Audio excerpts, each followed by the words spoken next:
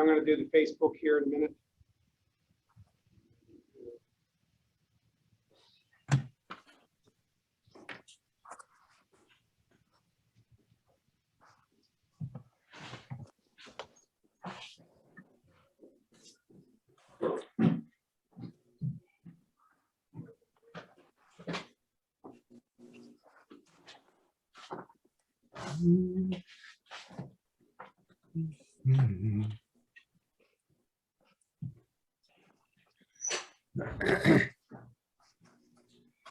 Okay, I'm make going sure to I hear you.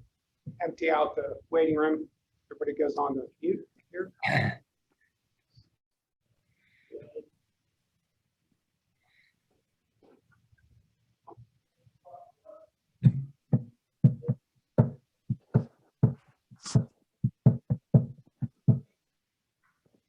Oops.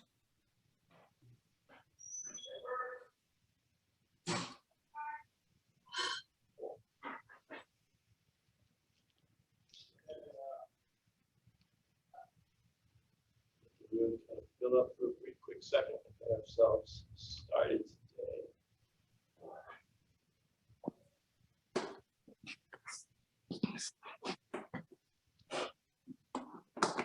Interestingly enough, we set 7:01. So why don't we do call to order, roll call, and hit the pledge, and actually, why don't we have Gavin go after the roll call, then we'll hit the pledge if that works. Okay, roll call. Diane Law. Here. Kevin Collins. Here. Matt Castiglia. Here. Norma Greco. Here. Adam McDowell. Here. Valerie Renthaler. Here. Mayor Paul Gamrat. Here. Okay, and of course, President Jay Dorn. I am here, and you may notice things are a little bit different. So before we begin, I'm going to have the solicitor kind of explain what's happening so that everybody's kind of clear on the magic of this process today. Thank you, Mr. President. So as you point out, we have one box with multiple council members in there, which is different from the way things have been for the past 15 months. The reason for that is just as a general rule under the Borough Code, Borough Council is required to have a physical quorum in order to hold a meeting. Now, during the governor's emergency declaration and shortly thereafter, the legislature passed what was called Act 15 of 2020, essentially temporarily suspending that in-person quorum requirement and allowing completely remote or virtual meetings. Now, it's kind of interesting to note that only boroughs and townships of the first class have this in-person quorum requirement. So that, again, that Act 15 waived those requirements, and that's why we've been purely Zoom to this point. Now, as the pandemic is winding down, knock on wood, and as many of you probably are aware, the General Assembly, after the passage of a constitutional amendment allowing the General Assembly to essentially terminate a governor's emergency declaration, did just that on very short notice at the end of last week. And the resolution, I believe, was passed on June 10th. It was purportedly effective immediately. There are some differing interpretations you'll find out there right now as to whether or not prior to the results of the primary being certified that it is in fact immediately effective. However, erring on the side of caution, to the extent that there would be an interpretation that Act 15 is immediately terminated, what council has done is to gather an in-person quorum in council chambers, but essentially we'll be running the rest of the meeting as it has been remotely. And that does comply with the Sunshine Act, which essentially requires that all participants can hear and be heard at the meeting. So aside from the 4 folks in the box in one of your screens, this meeting will generally run the same way as they have been for the past 15 months. Is there anything else you wanted me to cover at this point, Mr. Chairman? So, Mr. Chairman, President, Chairman, whatever you like. Okay. Your Highness. So I think just for people to recognize that this was not something that any of us saw coming. So this kind of just happened without warning. And so as a result, we are all trying to scramble to do the best we can to make sure that we're able to hold the meetings in accordance with our state government's rules and do so in a way that's still safe for our community. I mean, and that's really what it comes down to for me. You know, we as a community are trying to figure out the way to get to the other side of this, to make sure that we have high levels of vaccination, to make sure that people are safe. And so, you know, this is one of those things that I did not expect my Monday night to be here, but here we are. So that being the case, if we can, we might as well rise and say the Pledge of Allegiance, at which time we can then move into the public hearing that we have on the agenda. Really interesting because I get to rise, you rise with me, and I get to hold it this way. So I pledge allegiance to the flag of the United States of America, and to the republic which it stands, one nation, nation, under God, indivisible, indivisible, with liberty and justice for all.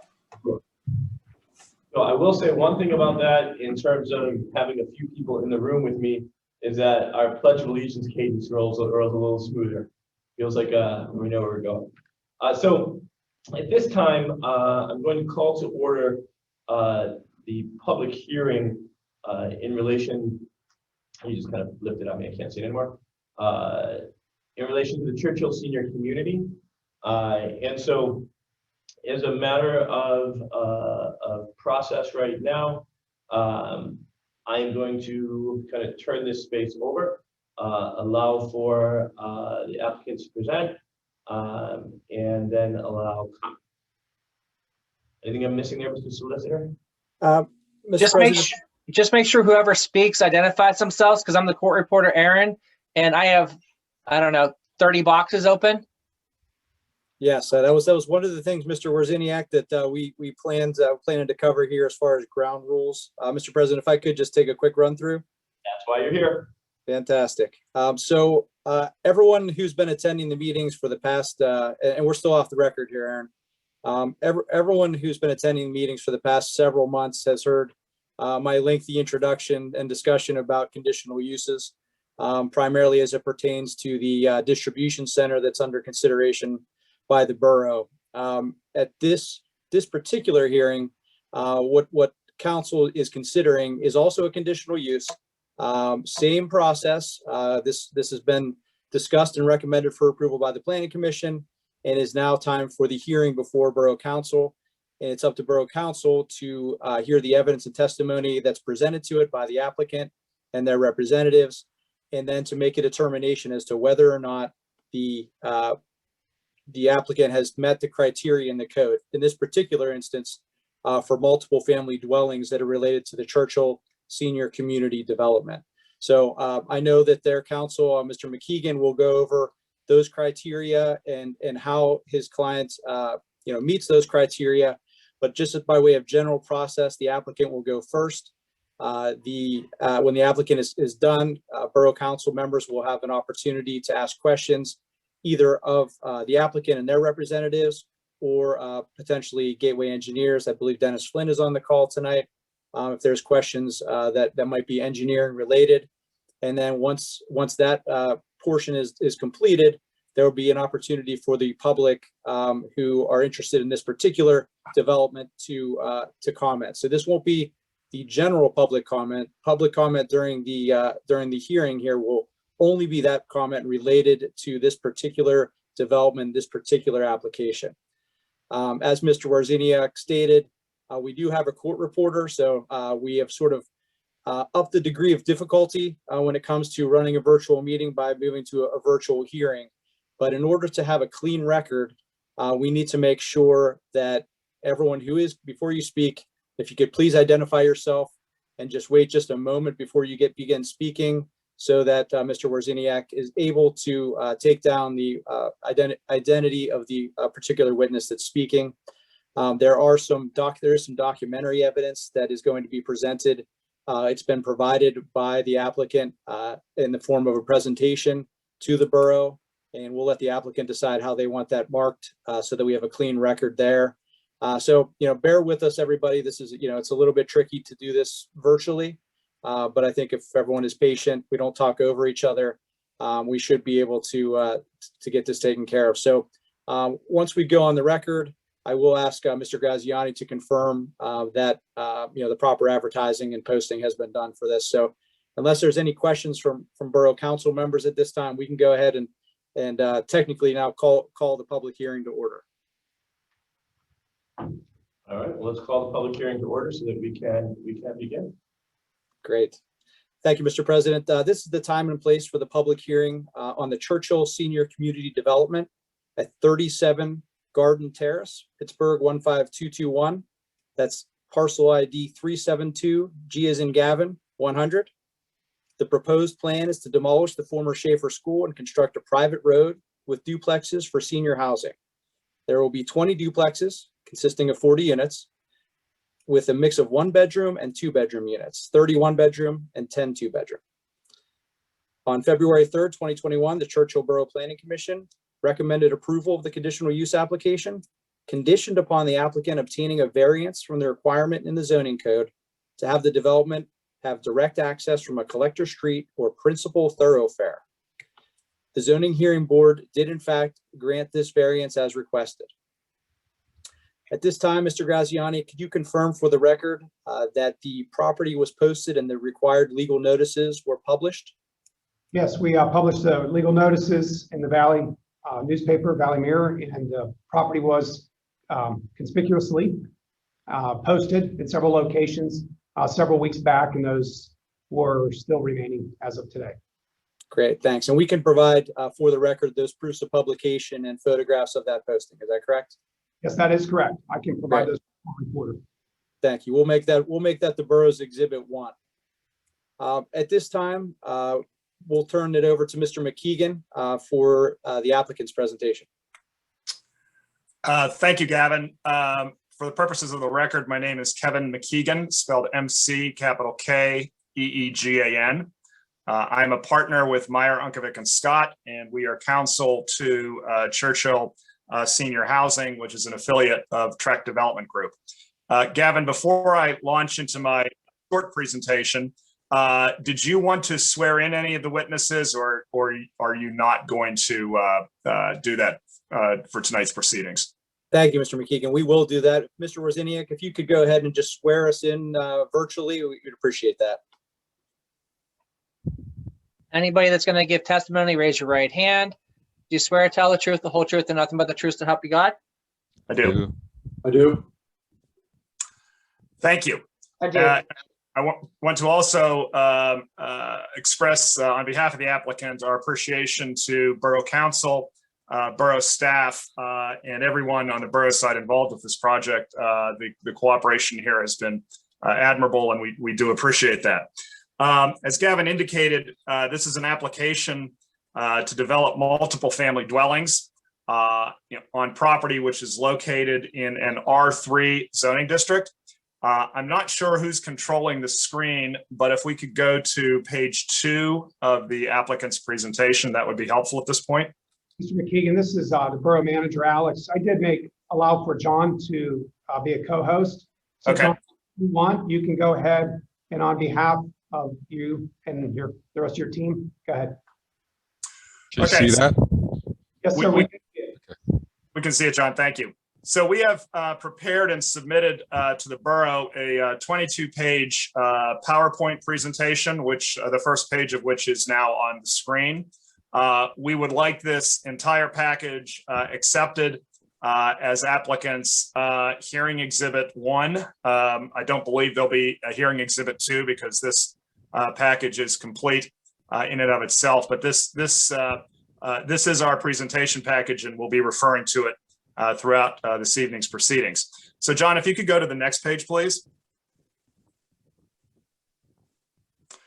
So as you can see on this page, we have provided a copy of the Churchill Borough zoning map.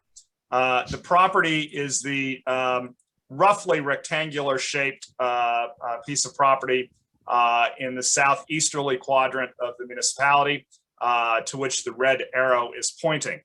Under your zoning code, as Gavin indicated, multiple family dwellings, which for purposes of your code include garden apartments, townhouses, apartments, or other multiple family dwelling structures, are permitted in an R3 zoning district as a conditional use. It sounds as if from the larger project in front of you, you're familiar with the legal requirements for a conditional use. I'll just very quickly say that the applicant has the burden of establishing compliance with any specific or so-called objective criteria in the zoning ordinance, and any protestants or objectors would have the burden of showing how the proposal in that particular area might present an unusual or extreme adverse impact to the public health, safety, and welfare. Your zoning code does contain a list of 5 specific criteria that are to be considered for multiple family dwellings in terms of the conditional use approval. Those conditions are listed in section 304-32 of your zoning code. The first of those is that the lot may not have an area less than 3 acres. This lot has an area of 10.485 acres. There's survey information provided in the package which will establish that. The proposed development shall have direct access onto a collector street or principal thoroughfare. I would echo Gavin's comment that criteria we received a variance from through the zoning hearing board, through a zoning hearing board proceeding. There's a letter from the zoning board which is attached to the presentation package dated April 15, 2021, confirming that. I would just note that while the zoning hearing board granted the variance, it also, I think, correctly noted that the driveway to this property is roughly less than a quarter mile from the Greensburg Pike, and therefore, on a interpretive basis, the site probably falls within the quote unquote direct access criteria regardless. The third criteria is that no existing single family structure shall be converted to provide housing for more than one family. That particular provision is not applicable to this property. The only currently existing improvement on the property is the former Schaefer School building. The fourth requirement is that no structure shall be erected on land which is prone to flooding or has a slope of 25% or greater. This, topographically speaking, property is located at the top of a hill, so flooding is not an issue. The development itself is taking place on a very flat portion of the property. There is steeper land on the property towards the rear, but as you will see, that steeper area is not being touched at all by this particular development. And lastly, the developer shall provide adequate plant material, fencing, and other landscaping materials to buffer the project from adjacent single-family residential areas. We believe we will establish compliance with that requirement, and you'll be able to see that visually on the slides that Mr. Janaki from Trek will shortly review. A requirement of approving a conditional use generally and in your zoning code is that you meet general criteria, which are in section 304-31 of your zoning ordinance. I would just say that most of these requirements are stated very generally. In other words, that the use shall be sited, oriented, landscaped to produce a harmonious relationship. Proposed use shall produce a total visual impression and environment which is consistent with the environment of the neighborhood. Shall organize vehicular access and parking to minimize traffic congestion and the like. With respect to traffic, because I suspect that's always an issue in these type of proceedings, we've included in the presentation package a letter report from Wooster and Associates, a traffic engineering firm here in Pittsburgh. And the conclusion of that analysis is that given the nature of this particular project, which will be limited to leasing to seniors, the expected traffic impact from the project will actually be less than the traffic that was generated by the Schaefer School. So we don't think traffic congestion will be an issue here either. Regarding general performance standards in the zoning ordinance, because this is mentioned in section 30431. I think if you take a look at those general performance standards, none of them are really applicable to this project. There will be no electrical disturbances, no odors, no air pollution, no glare, no noise. We are leasing to senior citizens, not youngsters. So again, we think the general performance standards and the general criteria for approval, compliance with those will all be established via the slides, which we'll review in short order. So in terms of testimony tonight, the primary speaker, and I will turn this presentation over to him in a minute, is Mr. John Giannocchi. That's Ginnocchi from Trek Development Group. John is the project leader, so to speak, for this project.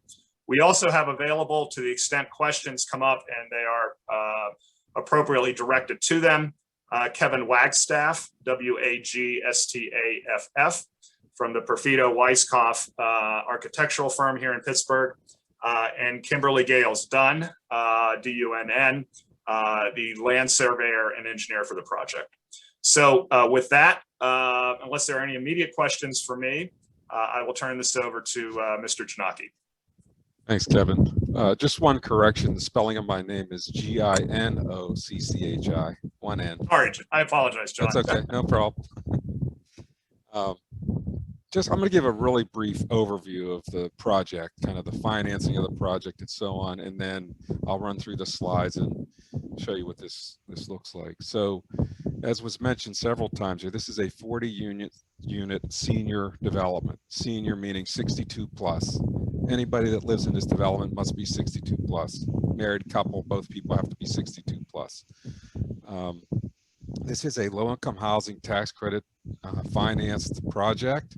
We submitted an application to the Pennsylvania Housing Finance Agency in February of this year, and we would expect to hear from PHFA in August or September as to whether or not this project was funded. One of the reasons we kind of wanted to get the approvals moving is that the closer we are to having those approvals, when the application gets approved, the better off we are.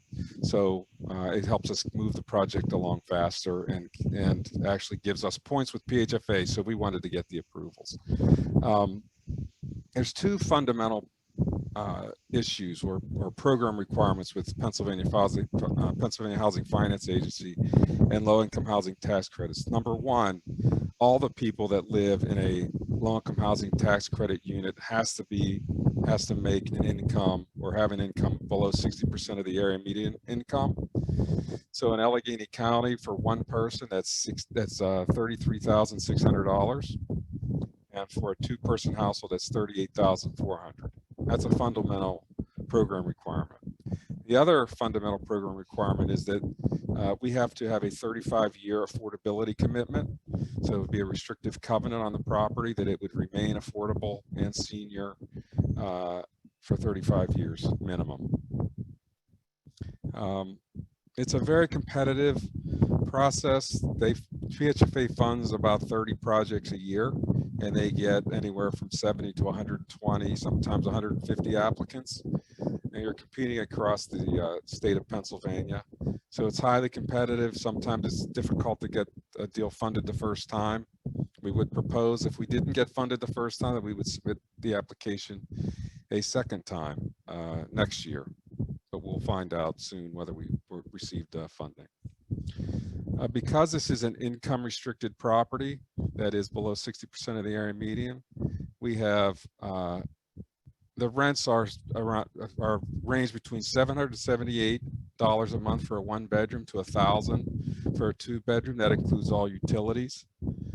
We do have 6 market rate units in the property, so those would be unrestricted. The rents for those would be somewhere between $950 and $1,200, depending on whether that was a one or a two bedroom. As was mentioned before, there are 31 bedroom and 10 two bedroom units.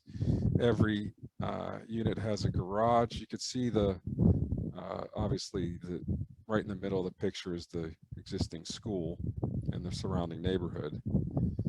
This shows the site that we're talking about. So as you can see at the edge, all of the trees, all of the slopes that are on this property right now will be maintained.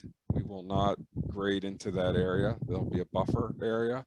All of the land that's already where the school sits and where the road comes in would be developed with these cottages, duplex cottages.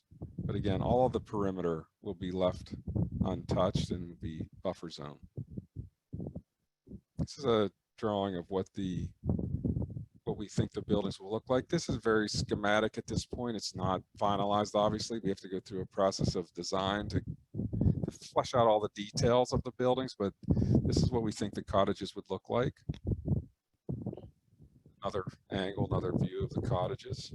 This is a floor plan of the cottages. This one on the right is a 2-bedroom unit and one on the left is a 1-bed. They range in size from gross square footage of 1,000, a little over 1,084 for a 1-bed, and 1,234 square feet for a 2-bed. It'll have a living room, kitchen, bathroom, and bedrooms in the back. This is a visual of what we call the community room. It would be at the, I think, let me see, I could show you on at the beginning of this property. We're thinking of placing a community room so that all the residents could enjoy community space. In that building, we would propose, this is a floor plan, propose a community room with a kitchenette where people could get together and have parties and so on. Office for the management, office for support services for the seniors, a wellness room we're proposing, where we could have a nurse come in and do blood screenings and some other activities like that, and a maintenance room for our maintenance staff. This is a survey, oops. It's a survey of the property, so the existing school you can see, and then around the perimeter, this is the steep slopes and the treed areas which will remain untouched, and in the flatter area that's already been graded out for the school, those would be, that's where the new homes would go.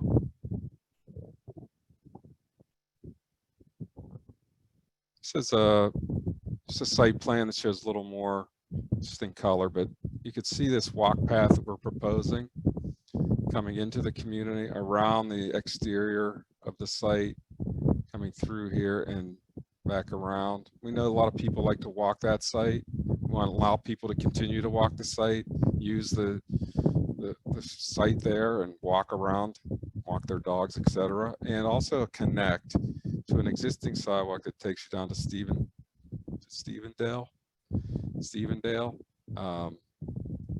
So for people that like to walk or want to access down Stevendale, that would be available.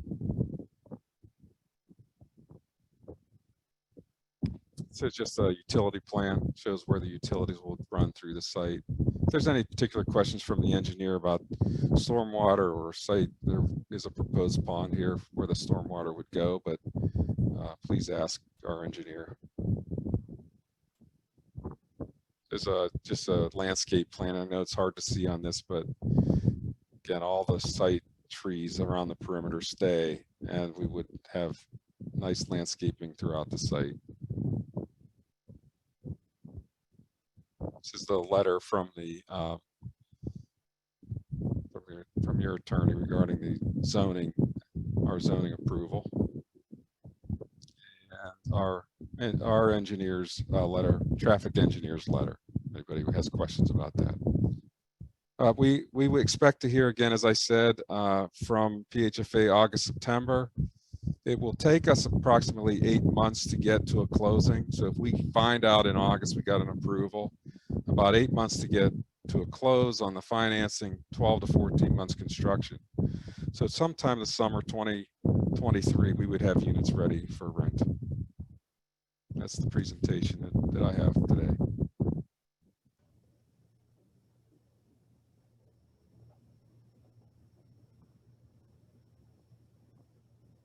So this is Kevin McKeegan speaking again. Again, just in case there are questions that Borough Council may have, in addition to John, we also have Kevin Wagstaff, Josh Hato, who I should have mentioned earlier from Wooster and Associates is available to address traffic, and Kimberly Gales Dunn to address any engineering issues.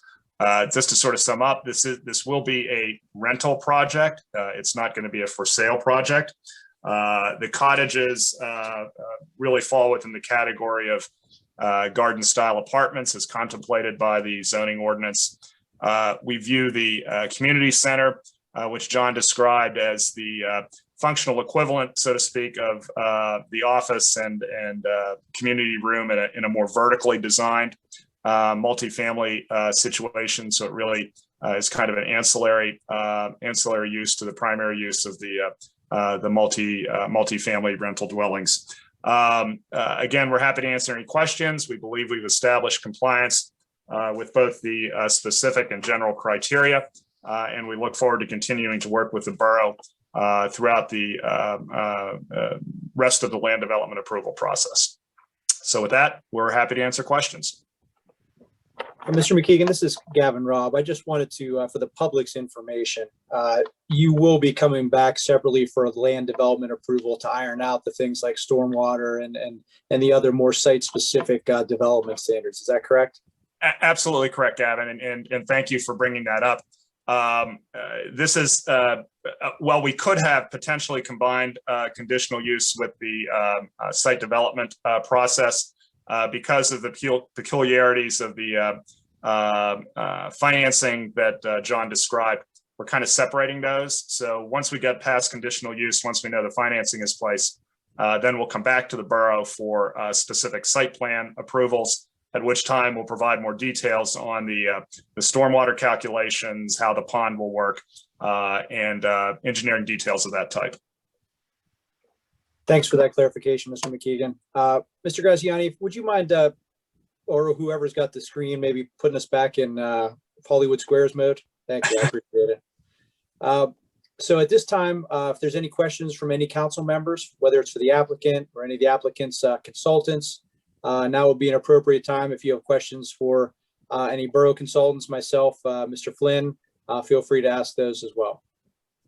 I have a question, Al. How will Churchill senior citizens be prioritized? And can you make sure you identify yourself, I think just for the court reporter's sake. Okay, I'm Council Member Kevin Collins. Thank you. And my question is, will Churchill senior citizens be prioritized to apply for this housing?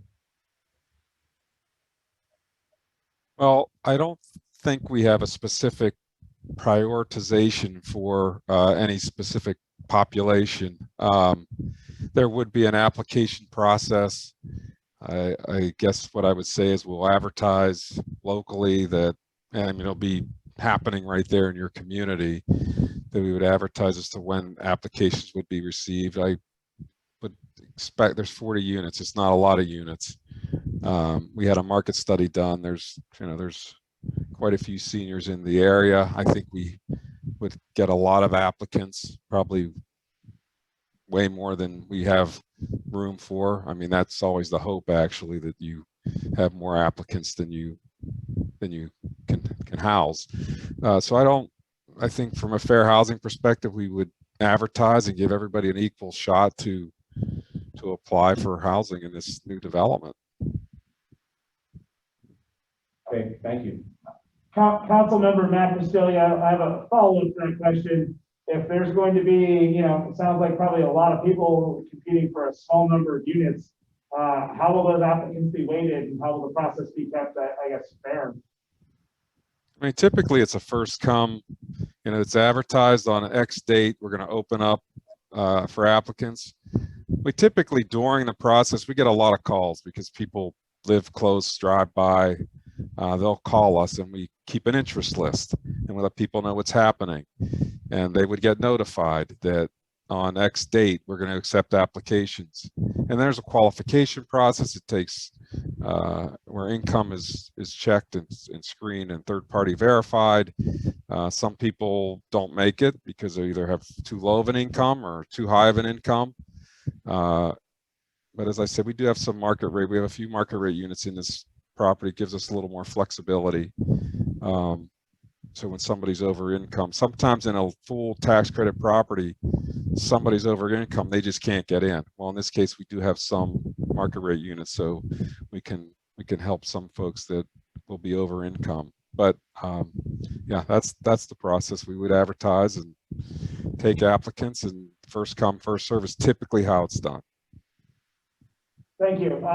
Another question would be, because of the type of community this is there any specific requirements, I guess, for diversity of community? I couldn't help but notice that in the presentation that was given, all the renderings show Caucasian people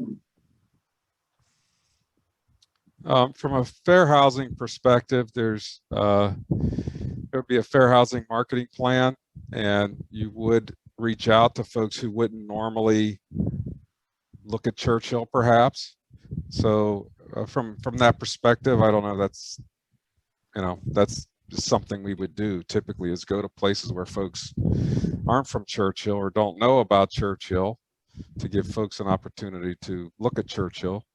But there's no specific requirement. There's no goals or set or percentages or anything like that. Yeah, maybe if I can just add to that, John. Trek Development Group is one of the most experienced low-income housing providers in the area. They have a number of projects in the city of Pittsburgh and throughout the region. They're intimately familiar with the Fair Housing Act requirements in terms of making sure projects like this are available to a diverse community, and that no one is prejudiced either for or against in terms of where they're from or who they might be. The Fair Housing Act is pretty strict about that, and Trek, as far as I know, has a very good reputation for meeting those requirements. I'll add my comment to this because we're Identify yourself. I'm sorry, Jay Warren, Council President. Just because we're sitting in my wheelhouse in this conversation, a little bit of background. I've spent the last 20 years running a preeminent fair housing organization in the Pittsburgh MSA until I left to work for government. To be clear, as you heard, there's an obligation of a affirmative marketing plan, but there is not an obligation that marketing plan means that you're marketing to a particular area. It's really based on protected classes, so race, religion, national origin, criminal status, so forth, with the idea of who's least likely to apply.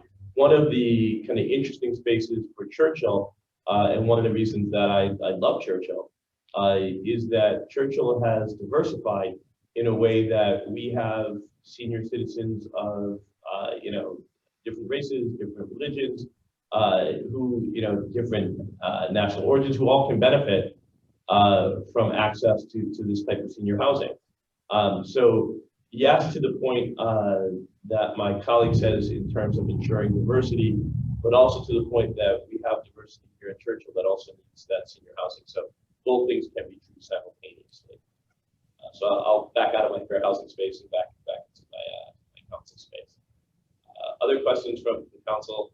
I do have a question. Norman Greco, council member. Will the rent vary then according to the size of the unit, or how is that determined? Yeah, there's the range I was giving you depends on whether that's a 1 or a 2. There are, I failed to mention, there are 4 fully accessible units in the property, and those would be at a lower rent. Those are really targeted. There's 4 of them, and those are typically targeted to folks that are lower income, because folks that typically need accessible units, that is fully accessible, somebody in a wheelchair, don't have the income that somebody that doesn't need that accessible unit has. So those are typically geared to the 20-30% of median income folks, and those rents are around $400 a month, and that's just for 4 of those. That's for a 1-bed around 400, and a 2-bed around 500, 550. So, but most of the other units that I had mentioned, they're 778. There's a few a little bit higher than that. There's 14. Let me just give you the numbers. There's 14 at 778, 1-beds. There's 9 at 933. There's 4 market rate at 1,054. There's 2 2-beds at 933, 4 2-beds at 1120, and 2 market rates at 1332. Those are the numbers that we're targeting, and those are the numbers we're looking at. Thank you. Jason Ward again, Council President. Just to follow up, when you say accessible units, are you talking about UFAS units? Yes, fully accessible, wheelchair accessible.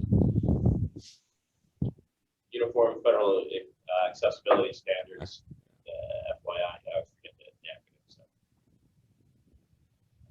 Hi, Adam McDowell, member of council.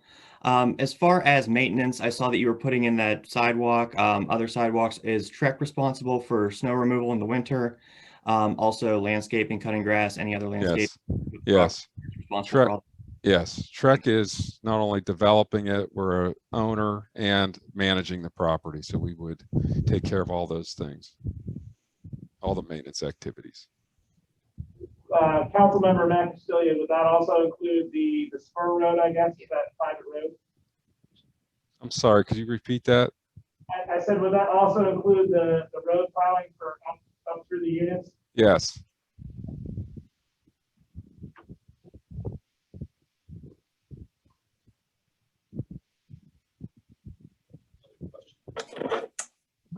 I did have one other question, Councilmember Matt Castillo.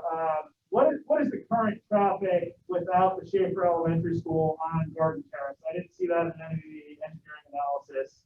And if I'm correct, I think that school's been closed for 5 or 6 years now. So this will be slightly different for the residents that live in that area that maybe have become accustomed to the school not being used every day.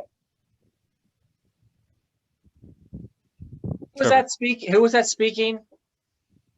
Councilmember Matt Castillo. Spell your last name. Castiglia.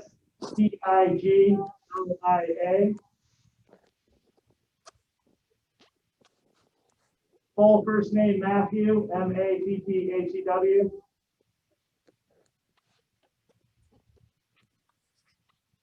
Kevin or Josh, you want to take that one? Well, I'll start and maybe we'll let Josh finish up. Yes, you are correct, Councilman, that the school has been closed for a few years. So obviously it has not been generating, the school itself has not been generating traffic. But I believe that the standard engineering practices for developments of this type is you really have to look at what was there before and measure any new traffic against that. Josh can run through the numbers for you, but I would just be sure you don't forget that this is a senior housing project. Much as I hate to say it, because I'm getting close to senior age myself, seniors don't drive as much as other people do. So really the traffic impacts from projects of this type are quite low. So Josh, do you want to, Josh Hato, if you're available, do you want to just quickly run through the analysis that you provided us for traffic from this project? Sure. Can everyone hear me? And Josh, before you start, maybe if you just for the court reporter, just spell your last name, please. Sure. I'm Josh Haydo, Haydo, with David Worcester and Associates. As Kevin mentioned, this development in and of itself does not meet the requirements for the preparation of a full-blown traffic study. 40 senior units does not really generate much traffic at all. But for comparison's sake, we did compare it with the site's former use, the school, and it does generate quite a bit less traffic than the previous use. So even if this was a greenfield site, we would not be analyzing the traffic impacts because they would be so minimal. But relative to the school that was there before, certainly much less traffic. And perhaps John Janaki, if you could just pull up on the screen, if you still have the share capabilities, the letter report that Josh prepared.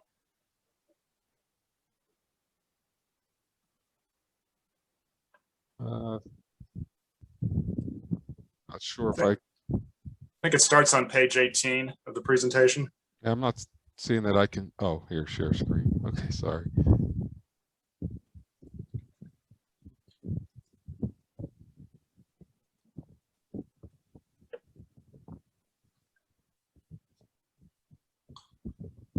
So yeah, to stop on that page, because I think this is the most compelling. Josh, so what your report indicates, this is at the bottom of the page, that a senior living community of this type can be expected to generate 20 trips during a AM peak and 24 during a PM peak, which compares to 168 or 43 when the school is used. But even without a school there, those 20 and 24 are not significant numbers in terms of the road capacity or the streets in the area, correct? Right, that's correct. That's an additional, a new car coming up and down, the street every 3 minutes or so.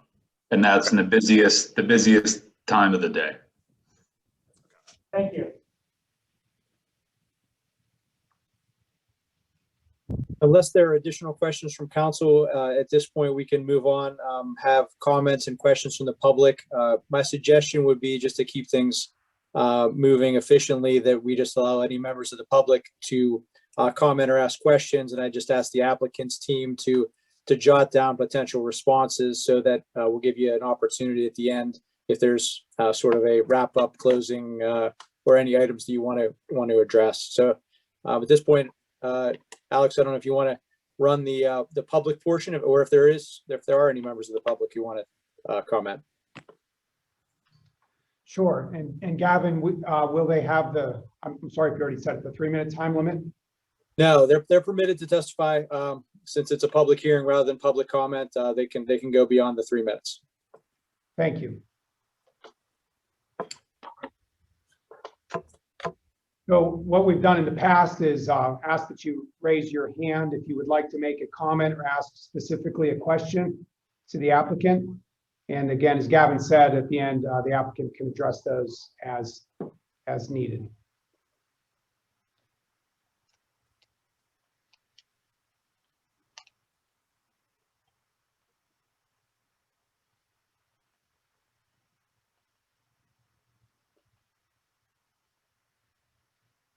I don't at this moment see anyone with their hand raised via for those on Zoom, you can go to the participants box, you can click on participants, you can select raise your hand, or you have it as a feature at the bottom of your screen.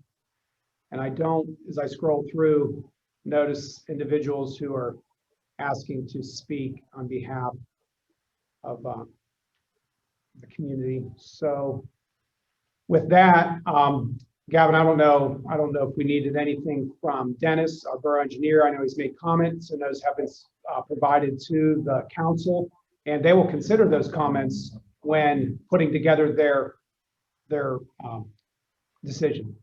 Mr. Manager, can you also? Alex. There you go. Just ensure anyone who is not on video can speak. I think we have somebody already out. April, go ahead. Alex, I'd like to speak. This is April Klein, April Klein, Kline, 18 Holland Road. First of all, I want to applaud Trex Development for keeping the buffer of trees around this development, maintaining the green space in our tree canopy, which is very important to our community, and to provide access to residents to the walking trails. I think that's great. I have some concerns about the water runoff, which you've addressed partially. It is a flat surface, but the homes on Henley and some of the streets beyond already get runoff from that site, even with the tree buffer. So I'll be looking with anticipation at the stormwater management studies. I'm a little bit concerned that these are rental properties versus owner-occupied. Is Trex Development going to maintain long-term ownership of these properties, or are they going to sell them to another organization, potentially an absentee landlord? We all know owner-occupied housing is generally better maintained than rental property. And I'm also concerned about some of the tax abatement that Trex is applying for. We definitely need senior housing. We definitely need affordable housing and definitely need handicap accessible housing in the neighborhood. But what's the cost benefit to Churchill? Are we going to get any real estate tax revenue to the borough that will pay for police, fire, ambulance service? This is a kind of an isolated site off Greensburg Pike. And yes, it's true. Typically, I'm a senior. I don't drive as much as I used to, but I still drive occasionally. But one would assume that seniors moving into this type of development would need access either by van or bus service for medical appointments or for shopping. Is Trex going to be providing some type of like van service, like Access or the Forest Hills Sliver? You know, because it's a remote area in the borough. It's a little bit landlocked. So, you know, one is concerned about how do seniors who may or may not drive get out of that facility to have their needs meet. So those are just a few of my concerns, but I do applaud Trex for maintaining the tree canopy and the green space, and I think you've done a nice job of fitting your development into the land available. So thank you very much.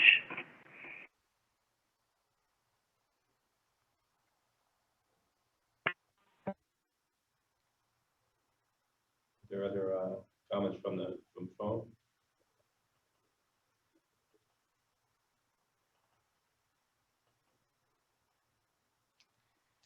I see that Kate Kerrigan Hill has her hand up. Kate, please unmute yourself and speak. Hi, this is Kate Kerrigan Hill. I live at 1441 Beulah Road. And I want to tell Trek that this was a pleasure to listen to. I wasn't familiar with Schaefer School being demolished and that something would be going up, but this was truly a pleasure, truly, to listen to, because it was refreshing to hear that they're paying attention to the trees that are already there. They're concerned about landscaping, they're concerned about traffic, and they're concerned about noise.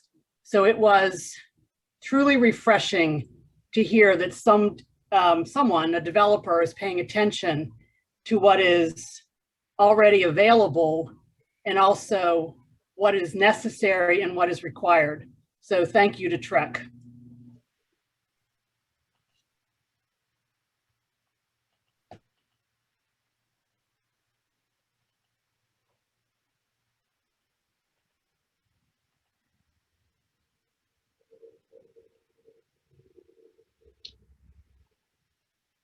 Any other comments? But if no facilitator facilitates, I will jump into space. You know that, right? I was just trying to be quiet in case the phone's okay. piped in. I can't tell when I come in. So I think that is it as far as public comment is concerned. I was looking at Gavin on that, don't worry. All right. Yeah, we'll circle back one time to give the applicant an opportunity to respond, and then we'll close things up. Okay. Thank you, Gavin. And thank you to the members of the public who listened to our presentation. We appreciate the comments of Ms. Klein and Ms. Kerrigan Hill. Let me address some of what Ms. Klein spoke to, and then I'll let John speak to the balance of it. First of all, regarding stormwater management, as we indicated, we're not yet at the formal land development approval, site development approval stage. We've been working with our engineer, with the borough engineers, and we will be submitting a complete stormwater management plan, and we will demonstrate compliance with the borough's stormwater requirements. for a site of this type, we're also going to have to meet NPDES and DEP requirements for stormwater runoff as well. Regarding taxes, first of all, TREC is not financing this project through tax abatements. So the property right now, as it's owned by the school district, is tax exempt. It will go on to the tax rolls and be taxable by Allegheny County when TREC acquires it. When Mr. Janaki is talking about low income tax credits, what he's talking about really are income credits that the state provides to the developer. It's not really a tax abatement in the sense of an abatement of real estate taxes. There will be tax revenue generated from this property. I can't tell you what that number is going to be, but it will be taxable as opposed to its current exempt status. And John, perhaps I think that the third question that was raised is regarding long-term care and maintenance of the property and TREC's intent to hold on to it. So maybe if you could address that. Yes, we most definitely will hold on to the property. TREC has developed over 2,000 units in the Pittsburgh region, and we haven't sold one property. It's not our model. Because it's restricted, because it's a tax credit property, there's an investor. The investor will buy those tax credits. That's what allows us to build this kind of development. And they watch, they're watching everything we do. There's a lot of compliance requirements to meet tax credits to make sure the investor gets their tax credits every year. There's a 10-year credit for the investor, and they're typically in for a minimum 15 years, but it's affordable for 35 years. So we just can't turn around and flip it and sell it and make some kind of big profit on it, because we still have to assist the folks that we were intended to assist, and that's people under 60% of the area median.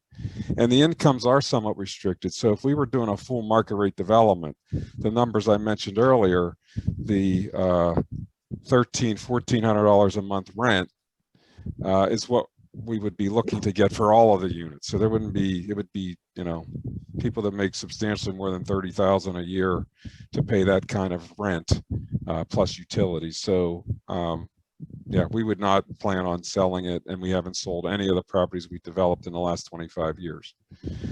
That's one thing. On the taxes, just to talk a little bit more about that. So I don't want to mislead folks. We will pay taxes. However, because it's an income restricted property, the way it needs to be assessed is on a income basis. So it's not, it's going to cost about $13.5 million to develop this property. Certainly it's not going to be assessed on a $13.5 million number. That would destroy the property financially. It would never be able to afford that kind of tax burden. But there will be taxes paid, and typically those, could be somewhere in a 800 per unit number to 1,000 per unit number. So somewhere around 35 to 40,000 a year in taxes would be what we would expect. Again, we'll see what happens, but I don't want to mislead people to thinking there's going to be $150,000 in a tax bill. That just won't, the property can't support that.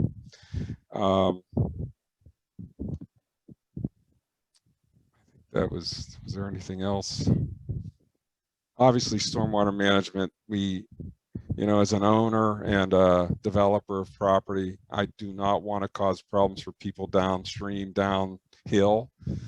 Obviously, I understand that, water goes down, and I don't want to cause people any other problems or any more problems than what they might already have with water. So we will try to make sure that any water that we generate stays on site, in ponds, in storm sewer systems.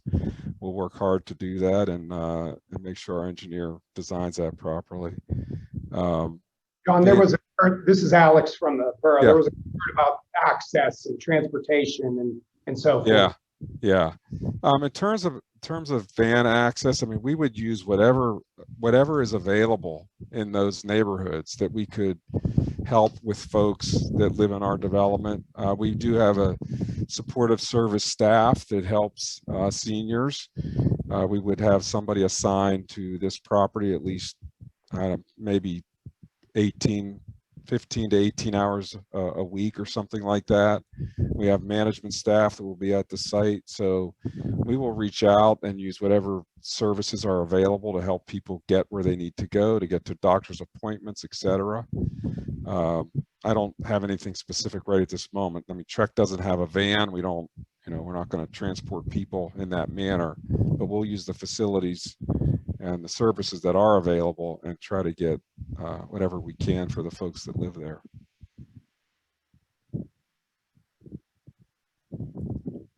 All right, is there anything else from the applicant before we move forward towards adjournment? Not at this time. Again, we appreciate the attention the borough has paid to this, and we're looking forward, we hope, to a favorable decision from Borough Council. Thanks. Anyone else from council have any final comments, questions before Mr. Doran asks for a motion to close the hearing? Councilmember Matt Castilia, I guess I have a follow-up question based on some of the discussion I heard. If there's going to be quite a bit of demand for these 40 units, has there been any investigation into putting in a larger facility there and adding more accessible units instead of just duplexes or townhouses? Why not some type of high-rise building that kind of does the same thing for low-income housing to support seniors? Well, I'll just add a little bit to that. We wanted to do what felt right in that community, and what felt right for us as a development was a 40-unit duplex senior cottage community, a high-rise in that property, kind of in the middle of a single family kind of a cottage community. A high-rise senior building didn't feel right there, in addition to some of the complications with the zoning ordinance, which wouldn't necessarily permit us to do much more than what we felt was right there, which is a duplex cottage community. Thank you. I have a question. This is Valerie Reintaler, council member. Has Trek done other senior communities in the area? Yeah, well, senior community, if you look at our website, I would recommend people look at our website. We've done a lot of senior properties. We've done family properties, senior properties, historic restorations. We have properties in downtown Pittsburgh. We have cottage communities. We have some we have one in Katanning, a really nice little cottage community. It would be a little more dense than this because it's kind of in the city itself, in the borough. It was kind of infill housing. We have a lot of different properties. I can't think of any in the city or close to where you are. But if you look at our website, you'll see some of the stuff we've done. trekdevelopment.com. I would recommend you do that. John, this is Kevin Coffins again from the council. There's a Trek facility in Penn Hills. Is that a senior facility? That is, yes, you're right. I'm sorry that we have a property in Penn Hills. There's 48 units there, and that is a senior property. Would it be similar to the one that's being proposed for? What was that? Is the site in Penn Hills, the senior site in Penn Hills, will it be similar to the one that's being proposed at Shaker School? It's well, the one in Penn Hills does not have garages. They're not duplex buildings. They are, I think there's 6 units in a row. There's multiple buildings with 6 units. There's, based on the slopes of that site, there's upper and lower units. So it's different, but similar, I would say. But this is a little, with garages. We haven't done any properties with garages, actually. This will be the first time we've actually done garages in a cottage community. And we think there's going to be a lot of seniors that are driving, that do still drive in Churchill, that still, because of its location, doesn't necessarily have the best public transportation. And we want to attract people, older seniors that are in homes that might not want to be able to, can't take care of their homes anymore and really want to leave their homes, but don't have a real viable option. So we're actually thinking that this will help offer something to folks kind of as a step away from a home where you had a garage and you had a bigger house and you want something close to that, but you still need a little support, or you just can't take your home anymore.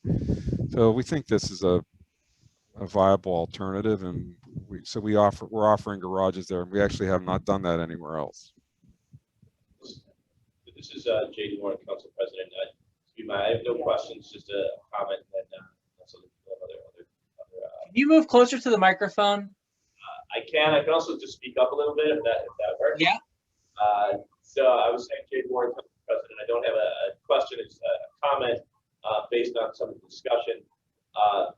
I think looking at the development and kind of fitting Churchill is really kind of an important space for us in how we look at any development. And so, the question of the garages, for instance, and there was some questions about how this relates to our senior population. Really, when you look at our senior population, we do have a large number of seniors who still are driving or having family come regularly to their location, because even if if you're a senior in Churchill, you're not on kind of public transportation, irrespective of what home you're in. So if you're in a 4-bedroom, 2.5 bathroom, trying to downsize, or if you're sitting in a 3-bedroom, 1-bathroom, in either case, the option of moving to an affordable space, if you're having difficulty taking care of your home, if you want a smaller space, still meets the need, even recognizing the transportation. The other thing that I would say in terms of the garage space, I think that is something that is probably unique for them, but also a kind of feature that fits Churchill. That are, we are talking about kind of by their apartments, or they're this cottage style, kind of separated with the garage, feeling very kind of home for our seniors who would choose to move there. So I would just point that out. I think the work that they put in, I like what I see so far in terms of a fit for Churchill. That's my only comment, and I will turn it back to the solicitor until I can close out the. Thank you, Mr. President. Yeah, I think at this time, we've heard all the public comment. The applicants completed their presentation, and council members have I think, if not had their questions asked, at least or answered, at least had an opportunity to ask all the questions they wanted to. So it would be appropriate at this point to call for a motion to close the hearing. Thank you. At this time, I would ask the motion to adjourn the public hearing. So moved, Councilman Matt Castillo. Thank you. Second. Second. Thank you, Mr. Collins. All in favor? Aye. Opposed? All right, we close the public hearing, which then will bring us to our regular meeting. At this time, just restating the call to order at 8:08. And then a quick roll call. We will skip the pledge because we already did the pledge once already. Bye, Gavin. See you, Aaron. Thank you. Thank you, Aaron. So roll call, Valerie Rentaler, Here. Adam McDowell, Here. Norma Greco, Here. Matt Castillo, Present. Kevin Collins, Here. Diane Law, Here. Mayor Paul Gamrat, Here. President Doran. I am here, so nobody has stormed off in between. Always a good sign. At this time, then we're going to move into what is our June regular meeting and the public comment section. Again, if you have comments that you would like to make to council today, feel free to state your name, address, and you'll have 3 minutes to speak. Again, this is for residents and taxpayers. And unlike the public hearing, this is your time to decide what you would like to speak about. Target now. Are you target? I look to see if there are any people who are unable to find the raised hand button, which is under participants. If I see you waving your hand, I will then call on you. And once I've gone through that, I will then make sure that if there are any residents who are on the phone and unable to raise their hand, that they're given an opportunity to speak. That being the case, we do have certainly some raised hands. So we will start with Kathy Bordner, please.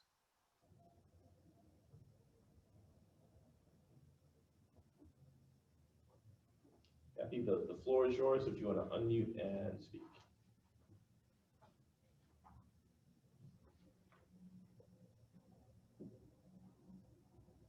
Kathy, you gotta unmute. So I'm gonna give you an extra second. I see you trying to look at it, and I don't want to skip you and put you to the back. So there you go. Okay, can you hear me okay? Hear you just fine. Okay, I'm Kathy's husband, Dave Bordner. I live at 1926 Hampstead Drive. I'm opposed to the proposed development as presented by Hillwood. It's too big and not a good fit for the Churchill Borough or the Westinghouse site itself. Besides the cumulative negative effects from noise, light, air pollution, traffic safety and congestion, and increased risk of flooding the development creates, I object most to what the proposal will do to the Westinghouse site itself. Hillwood is trying to fit a square peg in a round hole. They are trying to fit a large flat design appropriate to flat, arid locations into a hilly, much wetter site with complicated topography and geology. They will alter the site by completely flattening it and putting large retaining walls around it to hold the site together. This is not a good fit. Not only will the hilly, forested topography be lost, it will negatively affect the borough and its fabric forever. The Planning Commission and Council must require plans designed specifically considering the topography and geology of the site and the surrounding neighborhoods. One side borders 2 large schools and a child care facility is nearby. It is bordered on 2 other sides by residences. We shouldn't let them construct some boilerplate, one-size-fits-all mega warehouse. We deserve better. Hillwood has not provided accurate and complete information in the studies. They have not checked all the boxes, and they do not meet all the requirements in Chapter 304. The part of the code I'd like to speak in detail about today, in which Hillwood fails to fully meet code requirements, is Article 5 of Chapter 304, Criteria for Approval of a Conditional Use Permit, 304.31. There are 8 sections in 304.31. Without question, Hillwood's proposal fails to meet 6 of them. Section C states, the proposed use shall not involve any element or cause any condition that may be dangerous, injurious, or noxious to any other property or person. In Hillwood's sound study, they claim that they only need to measure the sound generated on site when we know that the noise from 5,200 tractor trailer trucks, box trucks, employees' cars, and other vehicles coming and going 24/7 will create noise on Churchill and neighboring borough roads. This traffic also creates a higher traffic accident risk and increased negative effects due to diesel exhaust. Much of the tractor trailer traffic will be in the early morning hours coming off of 376 on the new slip ramp on Greensburg Pike. This will be an extreme nuisance for people living on Greensburg Pike. And I'm done there, and Kathy would like to get her 3 minutes in there. Bordner, I need to adhere to a 3-minute time limit for everyone. So my apologies, but that is your time, and I appreciate your comments. I'm going to move forward to Jennifer Krenna-Huffman. I think what he was hoping to do was have Kathy speak for 3 minutes. Oh, okay. If you recall, we talked about that before the meeting. No, I'm sorry, I missed that space. My apologies. My apologies. No problem. I missed that There she space. is. Kathy, then. Thank you. Okay, my name is Kathy Bordner, and I live at 1926 Hampstead Drive. This is a continuation of Dave Bordner's statement. In presentations, Hillwood has stated that there will be no measurable light coming off the site. This is nonsense. At night, that facility is going to put out reflected light glare and glow in the sky. Residents nearby will be witness to a scene similar to the movie Close Encounters of the Third Kind every night. In 304-31, Section D, It states, shall be sited, oriented, landscaped, and screened to produce a harmonious relationship of buildings and grounds to adjacent buildings and properties. Our comment is that this development is not harmonious with the site or the borough. It will be overwhelming, probably visible from everywhere in the borough. Again, turning to section 304-31, section E states, shall produce a total visual impression and environment which is consistent with the environment of the neighborhood. Our comment is that this development is not consistent with the neighborhood. It's exactly the opposite. 304-31 section F states, shall organize access to minimize traffic congestion in the neighborhood.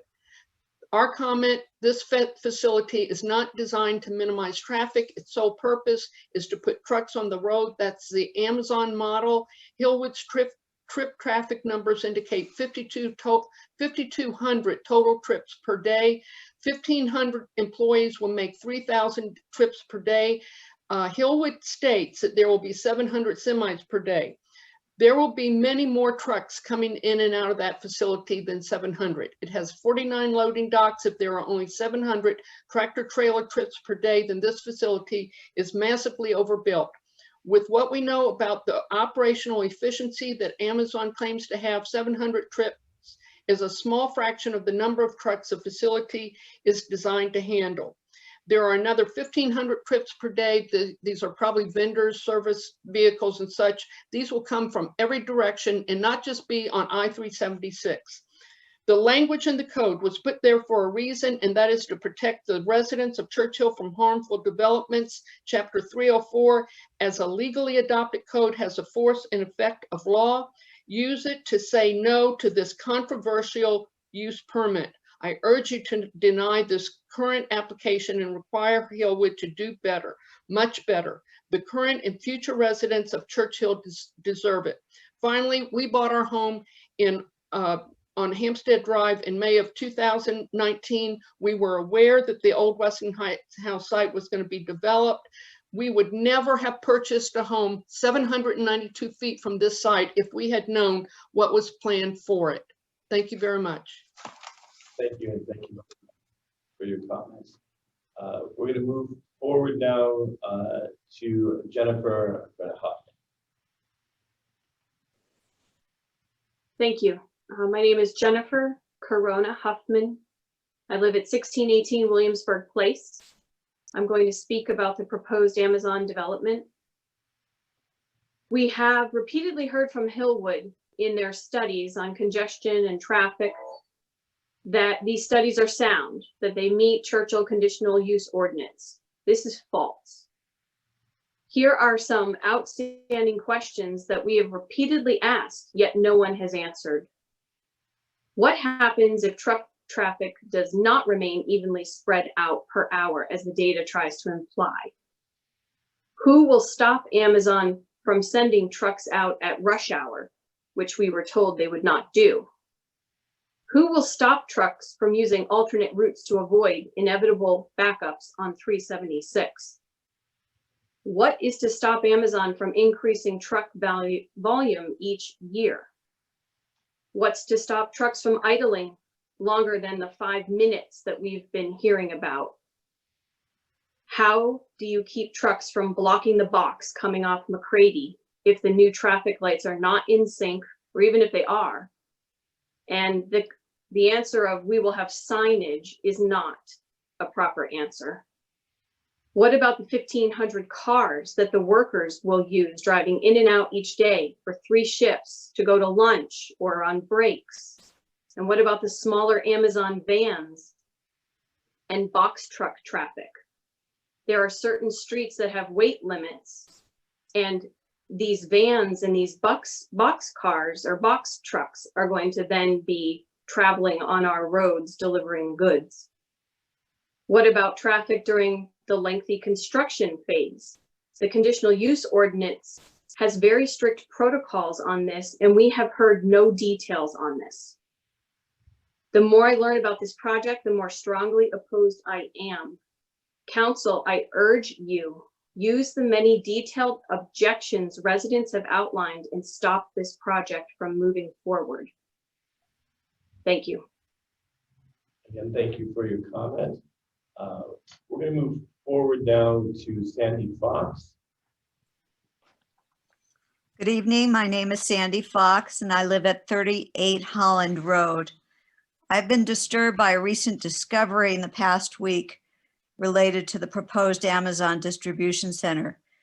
I watched the June 8th, 2021 video recording of the Allegheny County Council regular meeting and heard our District 7 council member, Nicholas Futulis, bring up this project with County Executive Rich Fitzgerald for a quote update, as Mr. Futulis called it. About the 25-minute mark, Mr. Futulis said in regard to the Amazon project, quote, well, as our councilman in that district, the council themselves have asked me several years ago for Allegheny County to help them get a tenant, and I certainly hope that we were a big part of that, end quote.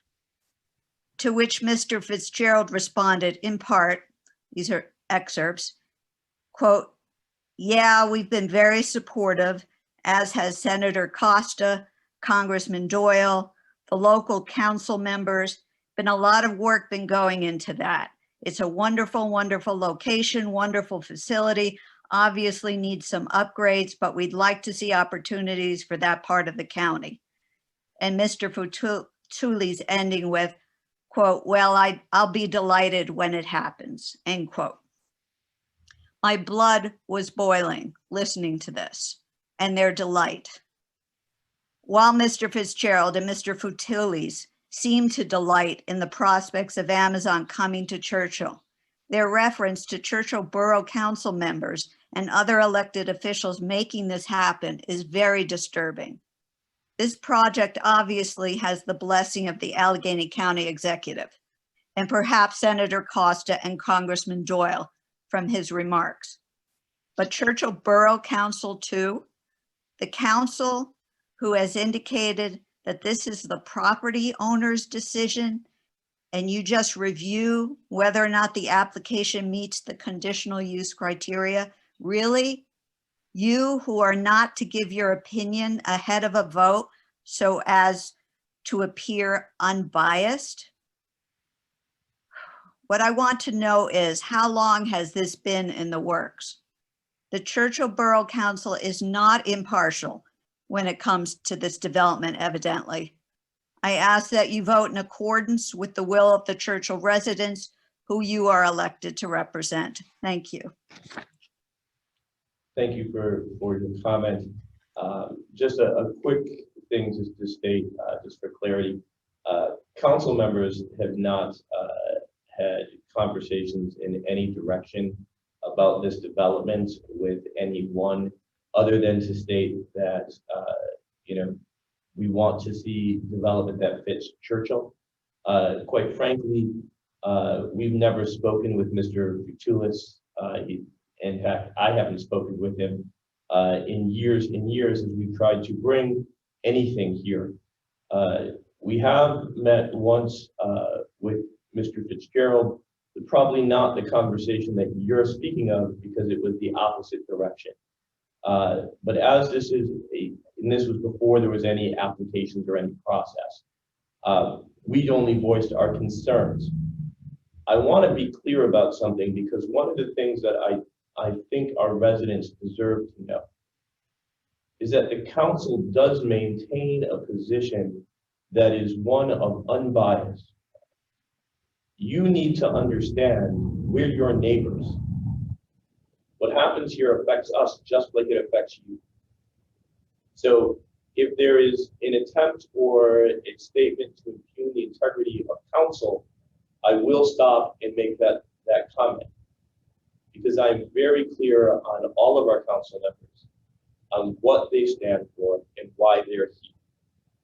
But I appreciate your comment and I understand that you're working with kind of what you're told, and certainly listening to a county council meeting is probably a real good indicator of probably how people should communicate, not how people should. I'm going to move forward now to Nicolette Armstrong.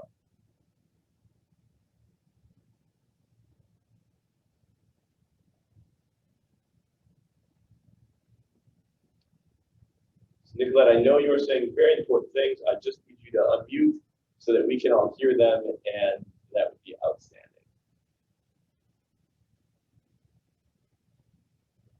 Still can't hear you, Nicolette. She's working on it. We're going to give her a quick second. I'm not going to move on until I thought she was calling. that she's trying to find it.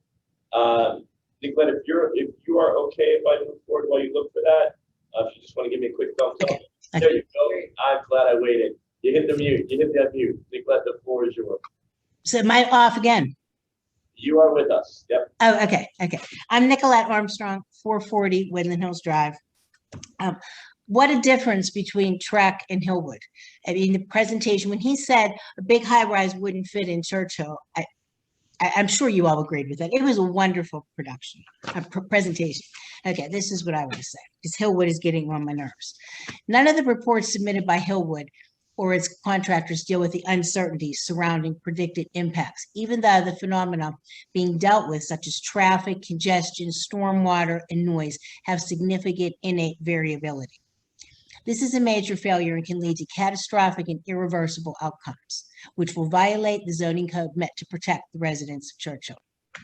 Not only should the variability be quantified, but also the impact of this variability should be anticipated and estimated. Design should be adopted that minimize the nuisance, environmental, or health impacts of the most disruptive scenarios, not scenarios of the average expected performance. This makes designs robust and resilient. Planning only for the quote best guess scenario results in solutions that fail when stressed. Plans must be presented for the design of monitoring systems required to assure the distribution center is continuing to operate within agreed specifications. Agreements for how the monitoring is paid for and implemented must be made. Legally binding agreements should be made for reversing problems if they are detected. The agreement should identify the party responsible for needed remedies and the extent of their Seems solicitor guidance begins each name as if to say, council's hands are tied. Sorry, Ralph, I need you to mute yourself there. Continue. I'm sorry. Am I done? Yep. Continue. No, you have time. Oh, okay. We request that the borough engineer carefully examine the uncertainties in all technical reports from Hillwood, paying attention to parameter uncertainty in modeling results and examining assumptions for default values used. We ask him to communicate his findings to council and planning commission members in a written report that will be shared with everyone in Churchill. Here are 3 questions we would like answered. 1, how might Hillwood's predictions about negative impacts differ from actuality? Number 2, can and should Churchill tolerate the deviation? 3, how might advanced planning for these contingencies be accomplished? We urge the council to address all uncertainties now while they can still exert leverage. And I will mail these to you so you have them and you don't have to listen to my voice again. Thank you so much. Thank you so much for your comment. I appreciate that. I'm going to move now to Bonnie Chinecki. Thank you. It's Bonnie Shanaki. I'm at 303 Churchill Road. And I also want to speak about Hillwood. They're taking out over 100 acres of green space that includes 1,400 mature trees.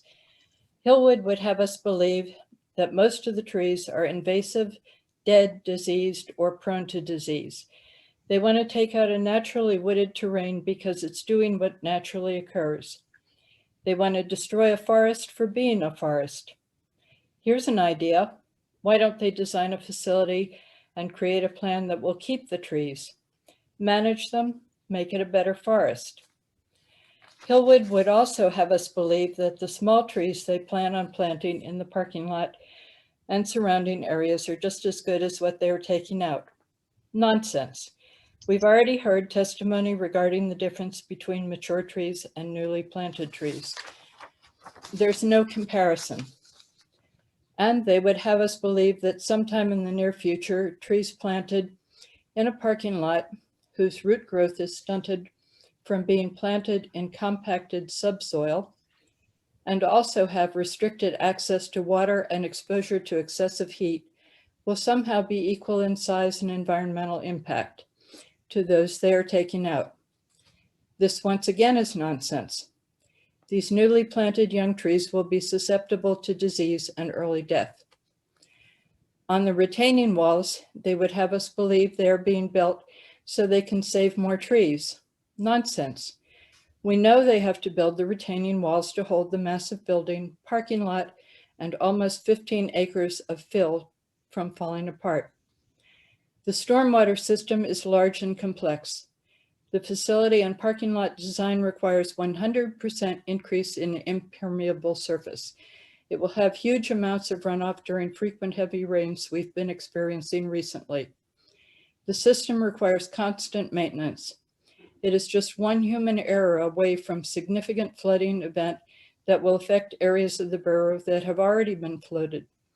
Just one time when the person responsible is on vacation or is sick or quits and their replacement is not trained properly, the results will be at least costly and most likely dangerous for people that live below. I don't think I would be the one who was responsible for allowing that to happen. So we're requesting that you deny this proposal. Thank you. Thank you. Thank you very much for your comments. Much appreciated.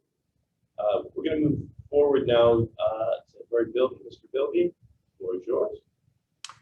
Good evening, everybody. All right, Murray Bilby, 2424 Churchill Road. And I've been observing for the last few meetings, but tonight I want to remind folks that I'm still paying attention to the whole process. And I want to state what I think of the actual Hillwood proposal itself. It's going to be a little different from other comments.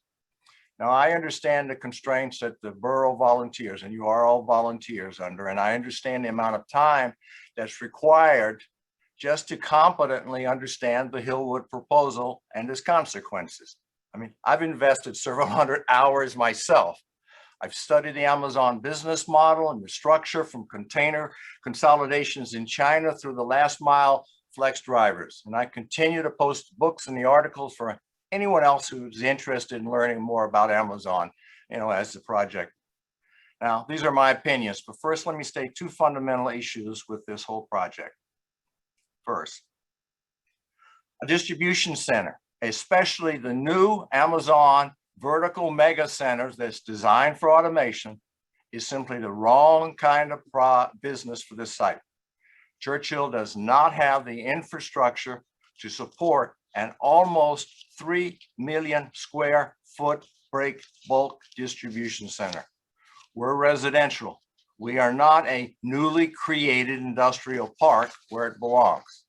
Now, break bulk with a guaranteed 2-day delivery means emptying, refilling half the warehouse every day. That requires several times more trucks than Hillwood is willing to admit. And a lot of residents have gone out to other locations so they know from personal observation what's going to take place.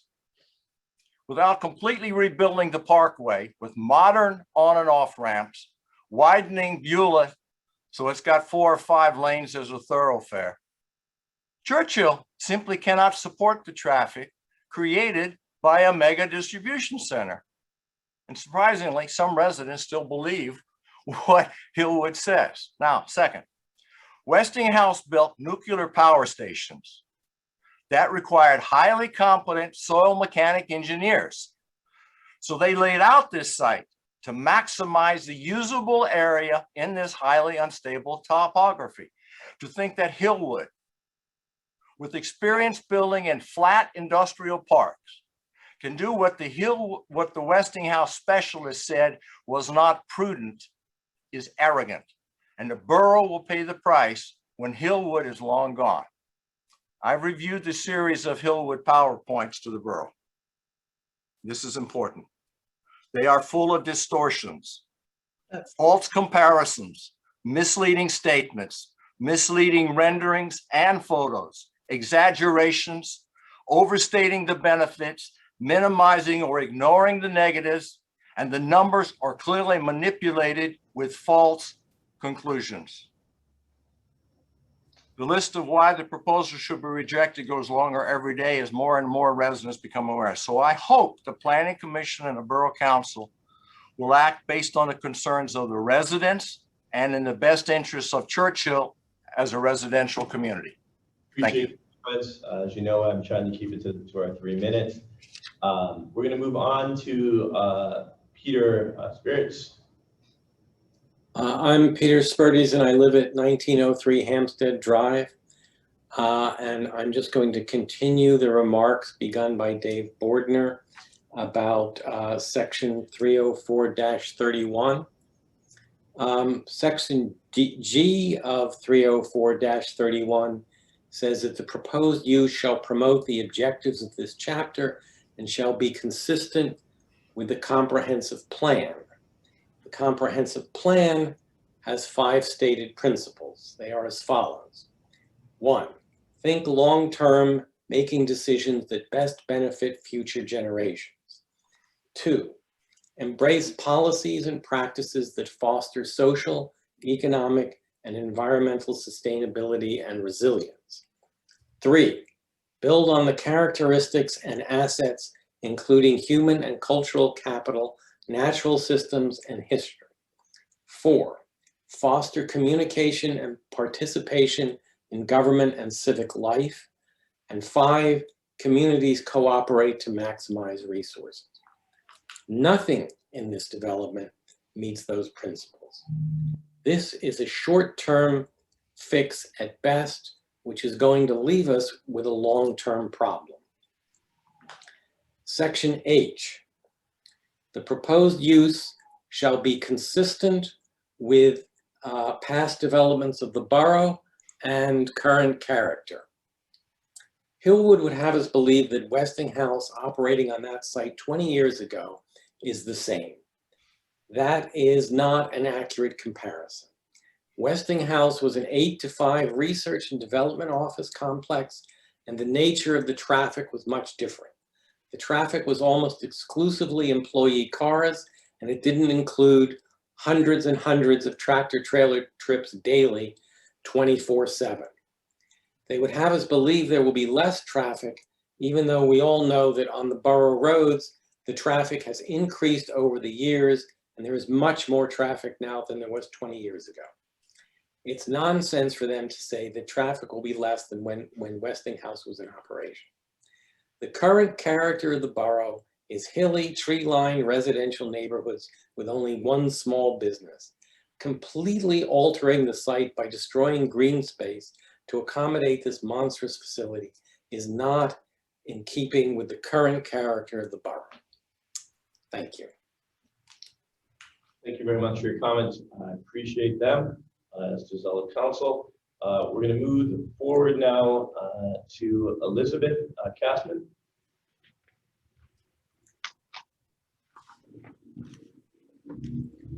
My name is Elizabeth Kasman. I live at 8 Holland Road. We've been told that we need Amazon's deep pockets to fix Churchill's finances and pay for site remediation at Westinghouse. But it appears that Churchill's finances can be fixed by the infusion of the $13 million in federal stimulus money the Woodland Hills School District has recently received. $10 million in RACP grant funds can be tapped without connecting it to the warehouse development. This is more than enough to remove the contaminated soils from the few areas where the contamination exceeds maximum allowable levels. We've been told that Churchill will be sued if they vote against the project. This is probably true, but Churchill can win because Hillwood has not submitted complete and accurate impact assessments. They have not met their obligations. In short, the so-called insurmountable obstacles are not insurmountable at all. The prospect of $600,000 or $700,000 a year in tax revenues may sound enticing, but will it be offset in lower property tax revenue, increased police, road repair, and sewer maintenance costs? Where is the serious cost-benefit analysis for this project? The residents of Churchill's are asking you to deliver this report before any vote is taken. Hillwood has produced a series of impact studies showing minimal negative impacts on Churchill. I'm asking the council to instruct Gateway engineers to produce a study listing the flaws in Hillwood's impact assessments instead of just rubber stamping these misleading reports. You know that these reports ignore holiday surge operation conditions. They ignore risk, how the actual performance might differ from Hillwood's predictions. They only present rosy scenarios. They omit any future planned expansions. We need the council to challenge these deceptive reports and demand better analyses upon which to base your decision. For example, the noise impact study says the noise from the site will be tolerable, but it does not evaluate the noise of hundreds of trucks barreling down the parkway and hitting their air brakes at both Churchill Parkway exits. Noise is in the 95 to 115 decibel range all day and all night. Hillwood's deceptions are not confined to impact assessments. For example, their consultants have repeatedly shown us views from different angles and locations demonstrating that the site will be virtually invisible in 10 years. This insults our intelligence. The first and last thing people will see in Churchill will be the warehouse. It will define Churchill. It will dominate it. You know in your hearts that the Westinghouse site is too small, our roads are too narrow, our sewers are at full capacity, and our homes are just too close to this site. This is simply the wrong property for a giant distribution center, and I hope you can muster the courage to vote against it. Thank you. Thank you very much. I'm going to move forward now to Kathy Frank.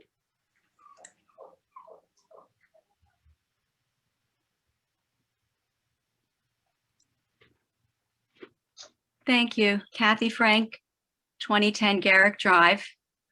I'm a member of the Churchill Future Group, and many of us, quite frankly, are losing trust and patience with what Hillwood Development is telling us. A representative who spoke at the June 2nd meeting intentionally misled all who were listening. Amazon taxes will not be based on the $300 million value projection, but on the property's assessed value. Additionally, Amazon will seek reassessments to lower property values and reduce the taxes that they pay. Offset this with the additional costs we will incur managing an industrial park facility in our small community. Police, fire, emergency service employees will see their jobs become more difficult, easily making the case to demand higher wages, additional vehicles, and personnel. Response times for emergency services will be lengthened due to jammed roads and first responders having to care for an additional 1,000 people. This is 1/3 of our whole borough population. Why have none of the planners spoken about this? And who will pay the extra costs? We will, through tax hikes. It was confirmed that road damage from just one semi-truck equals the wear and tear of 1,000 cars.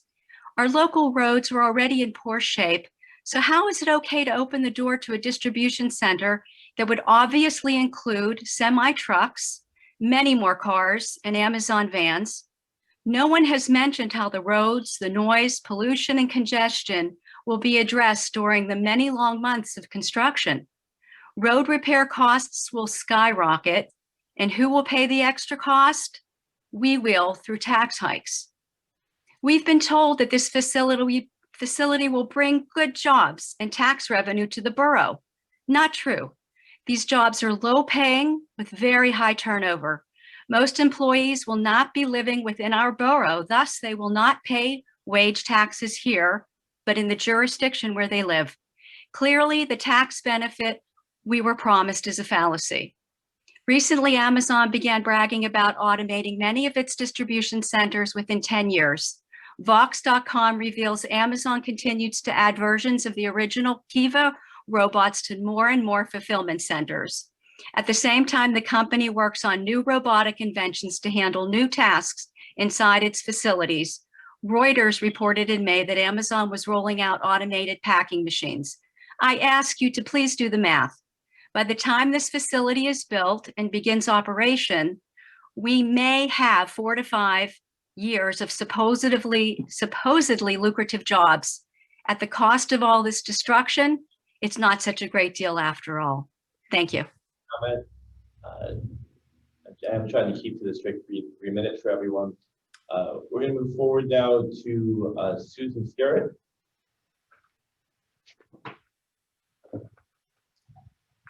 Hi, my name is Susan Sterrett. I live at 1903 Hampstead Drive. This evening's agenda contains items about community development and the Churchill Creek project. My topic tonight is a plea to have the false statements and misconceptions about the site itself, as well as specifically about Churchill Creek's application, corrected. I will say I'm amazed at how many different aspects are covered in the conditional use binder, and also how many things are obscured, even hidden. Some are important to the council being able to make an informed and unbiased decision, which without question would be to deny the Churchill Creek project. But I'm also left worrying that even after this project is denied, Churchill will still be left with the same problem unless false statements and misconceptions about the site are corrected. I don't know who's responsible for them. I've passed around to all council members and everybody in Churchill Future two fast fact sheets, one about the property and one about Hillwood's application. I don't know who started. I just know they're circulating, and I want the people who are making these statements, whether they were the victims of being misled or not, to recognize they're incorrect and to correct them. For example, a council member saying that all the buildings are disintegrating and implying they need to come down. That's just not true. Look at the fast fact sheets I've given you. I can ask me if you want any of them to be substantiated. I can give you a reference. Hillwood zoning narrative. All of the buildings on the property are beyond rehabilitation, not true. Some are ones already rehabilitated. I don't know what the true story is about whether the borough was involved in bringing up Amazon, but sometimes pondering how incredible it is that this project is even undergoing review, I do wonder, did Hillwood apply under a misconception that maybe there'd be a site with buildings of no historical interest and the schools would be moved and there'd be infrastructure like traffic, stormwater, sewage, that they'd need to build one of Amazon's distribution centers here? I mean, why else would they come? How did this fiasco happen? Who misled whom? I just don't know, but I want these statements corrected. Please correct these misconceptions so we can stop this fiasco and Churchill can move forward with an appropriate project. One thing Hillwood has hidden is the crash analysis and the traffic impact studies. But we know that adding thousands of trucks per week on these roads traveled by so many passenger cars that need to use them will increase truck-car crashes, and that results in injuries to car passengers, many more to car passengers than truck drivers. I look around this Zoom room and I think, if this project would get built, how soon until one of us gets a phone call from someone that they've been injured in a truck crash? Who will lose someone they love? That's Who will die? Again, I appreciate your time as always, Susan, but that is the time for 3 minutes. I am trying to keep everyone strict 3-minute time limit so that we're able to kind of get through everyone and give everyone ample time to I was done. That was it. No worries. I'm going to move forward now to Ralph. You don't have last names, Ralph. You can give your first and last name and your best secretary. Can't hear you, Ralph. Ralph, I'm sure you're saying something very important, but we can't hear it until you unmute. No worries. I will not start the time. Never anything more important what you've been saying, Councilman Dorman. So, but I will have at it. I have a short statement here. It seems that Solicitor Gavin begins each meeting as if to say council's hands are tied. They're not to prejudge, but make an objective decision. They are required to grant the applicant request if the applicant meets requirements. I am curious, who wrote the language for this ordinance, whose language is so tailored to fit the applicant's requirements of 125 feet? Did council write this language and decide on these specifications? What did you use as a template, given that you know the character of the borough? Rather than let Hillwood bully us around, we know that council does have the right to establish and to amend ordinances. I would not suggest that we exclude distribution warehouses from the C1 zone, but I would suggest that the ordinance be amended to severely limit the footprint of these warehouse distribution centers in terms of square footage and height requirements, in keeping with the language in Ordinance 304-31H, which reads, the proposed use shall be consistent with past development of the borough and its current character. And that doesn't matter whether it's Amazon, FedEx, UPS, IDS, United States Postal Service. We don't exclude them, but we should be able to establish specifications that limit the height and size of these centers. Finally, if the state is willing to give Hillwood $10 million to defray construction costs, why not explore the borough receiving $10 million to purchase and remediate this property into a more acceptable space? The property has great potential. However, the current proposal on the table will be a major disruptor to our community and will destroy its character. I do not think the borough and council should move forward with this project. Thank you. Sir, I didn't catch your address. We just restate it for the record. 3825 Burnaby Drive. Thank you so much. I appreciate it. Moving forward now to Joanne, and I'm pretty sure your last name is not iPhone 6. So if you can say your name, address, record there.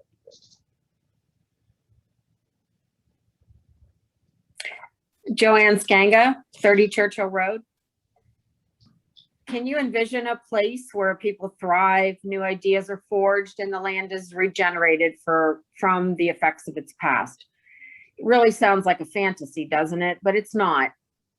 You know, Hazelwood Green, a former brownfield on the banks of the Mon, is establishing a new model for economic development, one that is designed with community and grounded in the principles of sustainability, equality, and inclusive economic opportunity. A significant amount of environmental remediation and site prep occurred to ensure Act 2 compliance and meet cleanup requirements.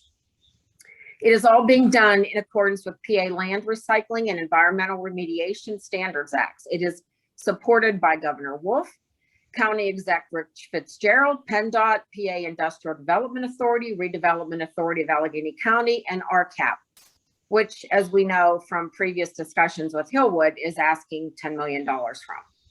Private sources are also involved. Why is it that a former steel mill can become a model of sustainable development, but the Churchill Westinghouse site, which was a professional complex sitting in the middle of a residential community, gets a 24/7 warehouse, 718 wheelers a day, creating pollution, traffic congestion, and health hazards?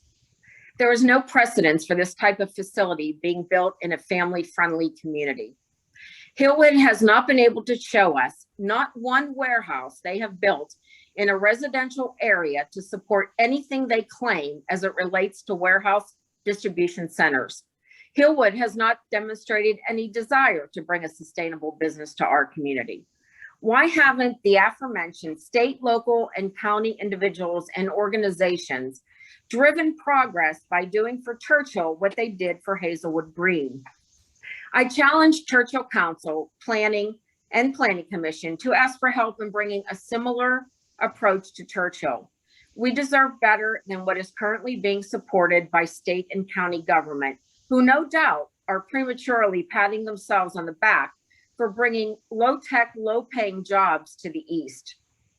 Churchill will be collateral damage as politicians support an environmentally damaging, unsustainable proposal. This is troubling and dangerous for all residents. Thank you.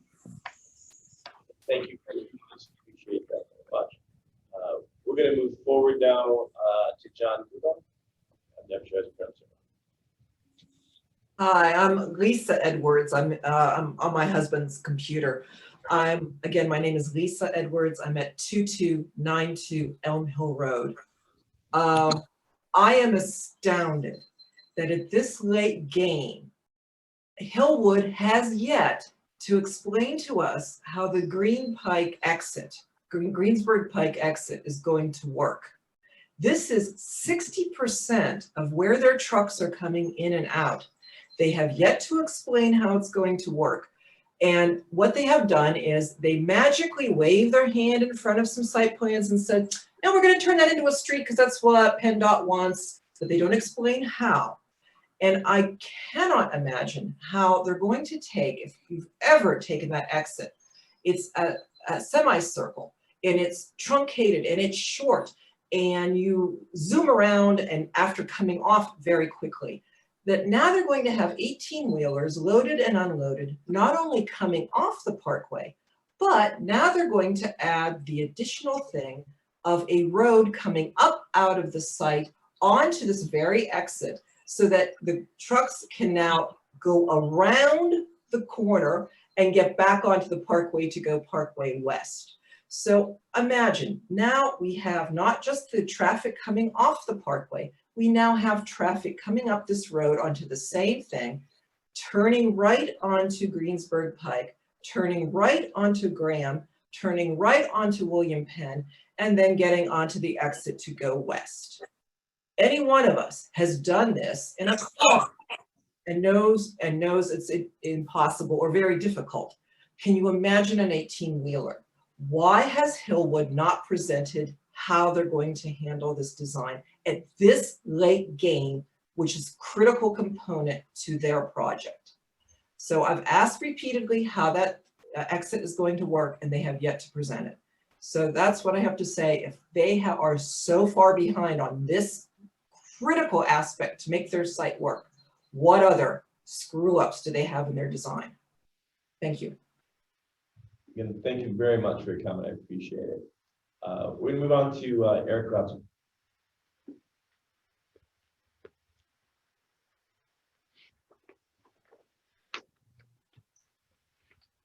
There's a lot of speculation in these comments that have been made tonight. And I would just like to say that Hillwood has top quality engineers. The borough has top quality engineers, and they are working on these problems. Although you might not see it, I'm sure that there's extensive conversations going between those two engineering units. And I do not believe that Gateway Engineering will rubber stamp anything that Langen Engineering proposes. It's a give and take, and they want to do the best for our community. And I also want to talk about robots. There's been, robots are going to overtake the jobs at this facility. There was a great presentation this Sunday on CBS Sunday Morning where they talked about musculoskeletal injuries to Amazon workers. And they went into a robotics lab there at Amazon, and Amazon is building robots to work with the people in the facility to make it a safer environment. And by 2025, they want to reduce those injuries by 50%. And also, they said that since 2012, they've built 350,000 robots, but have employed 1 million people. So there's a lot of good jobs here.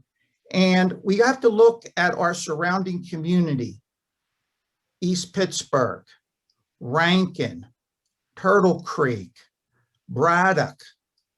A lot of people in those depressed communities are looking for jobs. These jobs will be very good for them. They'll have a well above the minimum wage, $17, $18 an hour. They'll have full health benefits plus educational benefits. There's some very good things that can come out of this. And in terms of taxes, there's going to be, I think, something like over $11 million just in property taxes that this site will generate. And so I see the benefits. I don't think Amazon would build a facility if they thought their trucks were going to sit in traffic. They know what they're doing. And so I am in favor of this project. Thank you. Thank you for your comment. We're going to move forward. Eric, can you say, I didn't hear you state your address, please? Oh, Eric Rotzinger, 2373 Hollywood Drive. Thank you. Thank you. We're going to move forward to Elena's iPhone. Again, I'm fairly certain that your last name is not iPhone, so if you can say your name and address everything outstanding.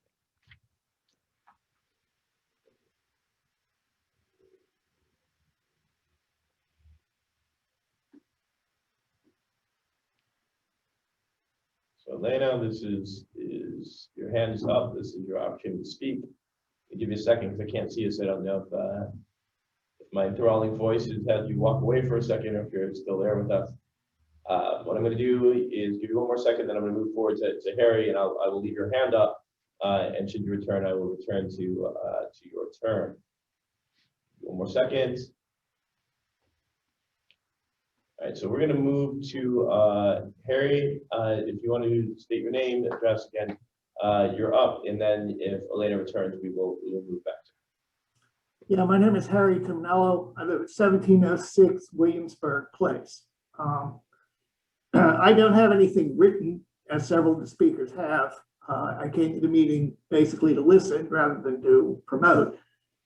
But I would suggest that while it is clear to the council and anyone listening to this particular meeting, there is indeed a very well-organized resistance to this project.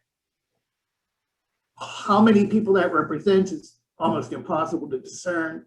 If you want to use as an indicator, how many signs do you see up around the borough complaining about this event or this project, I would say it's definitely a minority. In the neighborhoods where I travel, except for the stretch along Churchill Road, you'll see a sign opposing the project every 20 houses, maybe every 25. But be that as it may, that's just an external observation of the dynamics of what's going on here. The thing that strikes me is, given what I've heard in objections, which basically take the shape of, well, what aren't they telling us? And what's going to happen? And what problem might come down the pike? And why aren't they being honest? They've got engineers, but we can't believe they're engineers because we know they're not going to be honest because we don't know what's going to happen. True, there's no doubt about it that anything is possible down the line, but that means you can't move forward on anything. You can never move forward because the future is unknown no matter how well you think about it. You're going to lose green space, you're going to take down some trees, what effect is this going to have in the long run? You don't know 100% for sure, and you never will. You can't. The best you can do is make an intelligent, educated estimate of what's going to happen. And that's why you have professionals, people who have trained more than a couple of 100 hours reading books and magazine articles, but people who've made this their life's work. So I'm willing to go with what Eric Rotzinger was saying earlier about these engineering firms are not idiots. They are not fools. They are professionals. And if we have our guys looking at their guys and their guys talking back to our guys, I'm willing to listen to that. And at the end, let council make an informed decision.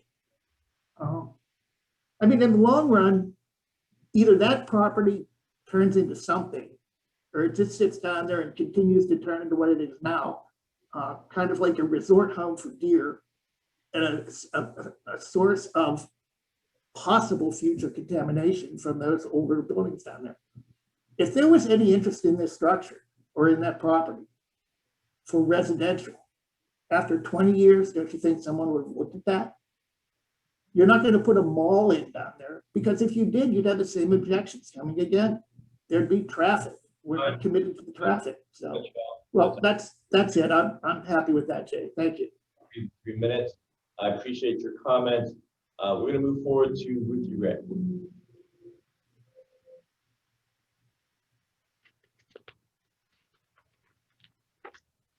Good evening. I'm Ruthie Ray and live at 35 Holland Road. I want to share some information from an article published by the Philadelphia Inquirer on Monday, June 14th, 2021. The title is How Amazon Treats Bridesburg Residents Could Be a Sign of What's to Come in Philadelphia. In Philly, just replace Philly with Churchill. What will come of Churchill? Bridesburg is a residential community with less than 1 million with less than a 1 million square foot warehouse, and the facility proposed for Churchill is 3 million square feet. What will come of Churchill? The article speaks to Amazon's growth and it being astronomical during the pandemic. We know that. The warehouse in Bridesburg is a smaller operation, but causes great concern for the residents that live there. The facility is situated in the middle of mid-century warehouses and close to a sports field. Sound familiar? It operates round the clock with about 150 employees, and that traffic has picked up. What will come of Churchill? This is a small number of employees compared to what Hillwood projects for the proposed site in Churchill. Their council member states that most of the complaints he fields are about the behavior of the company's drivers, concerns about traffic surges, and the majority have been delivery vehicles. A resident states that it's terrifying the way they drive around. Every time they ride by, I'm yelling for my children to get out the street. The community Facebook group in Bridesburg complains about how quickly Amazon drivers speed through the neighborhood and also dump trash around the facility and workers waiting for the bus. The quality of life issues in this community is a concern. What will come of Churchill? Again, what will come of Churchill? Safety will be an issue. Accidents will occur. Traffic will be even more chaotic. Their council member in Bridesburg also states that the drivers have to do a certain amount of deliveries to make money in a certain time frame. They have to be in and out as quickly as possible. And sometimes that results in reckless driving. What will come of Churchill? They work through their lunch breaks without extra pay. They take short breaks because of the high volume of deliveries that are required. The article also calls out a lawsuit that Amazon recently settled with those drivers. What will come of Churchill? Thank you. Thank you. I appreciate, again, your comment. We're going to move forward to, looks like I have Michael's iPad again, just like the iPhone. I'm guessing that is not your last name. Your name and Right. that would be fantastic. Hi, I'm sorry about Jeff device this up. My name is Elena Nelson and I live at 3815 Henley Drive. And I'd like to start by saying that I am in favor of developing this site to generate revenue for Churchill Borough. I mean, I think all of us are in agreement with that goal. The only reason I continue to be involved with these meetings is because I'm very concerned that the current proposal for the site will be detrimental to the health. Sorry, you're breaking up on us. Of church, these concerns will research Wi-Fi. The health and safety concerns have been well documented by other members, researched and submitted to council. So I don't think I need to reiterate them again tonight, but I would like to share a comment made to me by two residents, and both men who are very knowledgeable and involved said to me to trust in the council that I helped to elect, and that I should trust that council is acting with good intent. And I do want to trust the council and the planning commission and the mayor and Alex and everybody involved. And as you said, President Doran, you know, hey, we all live here too. And you're right. I mean, everything that we're concerned about, we'll all be bearing the brunt of. And so that's why I'm having a hard time understanding what I'm missing. If the health and safety concerns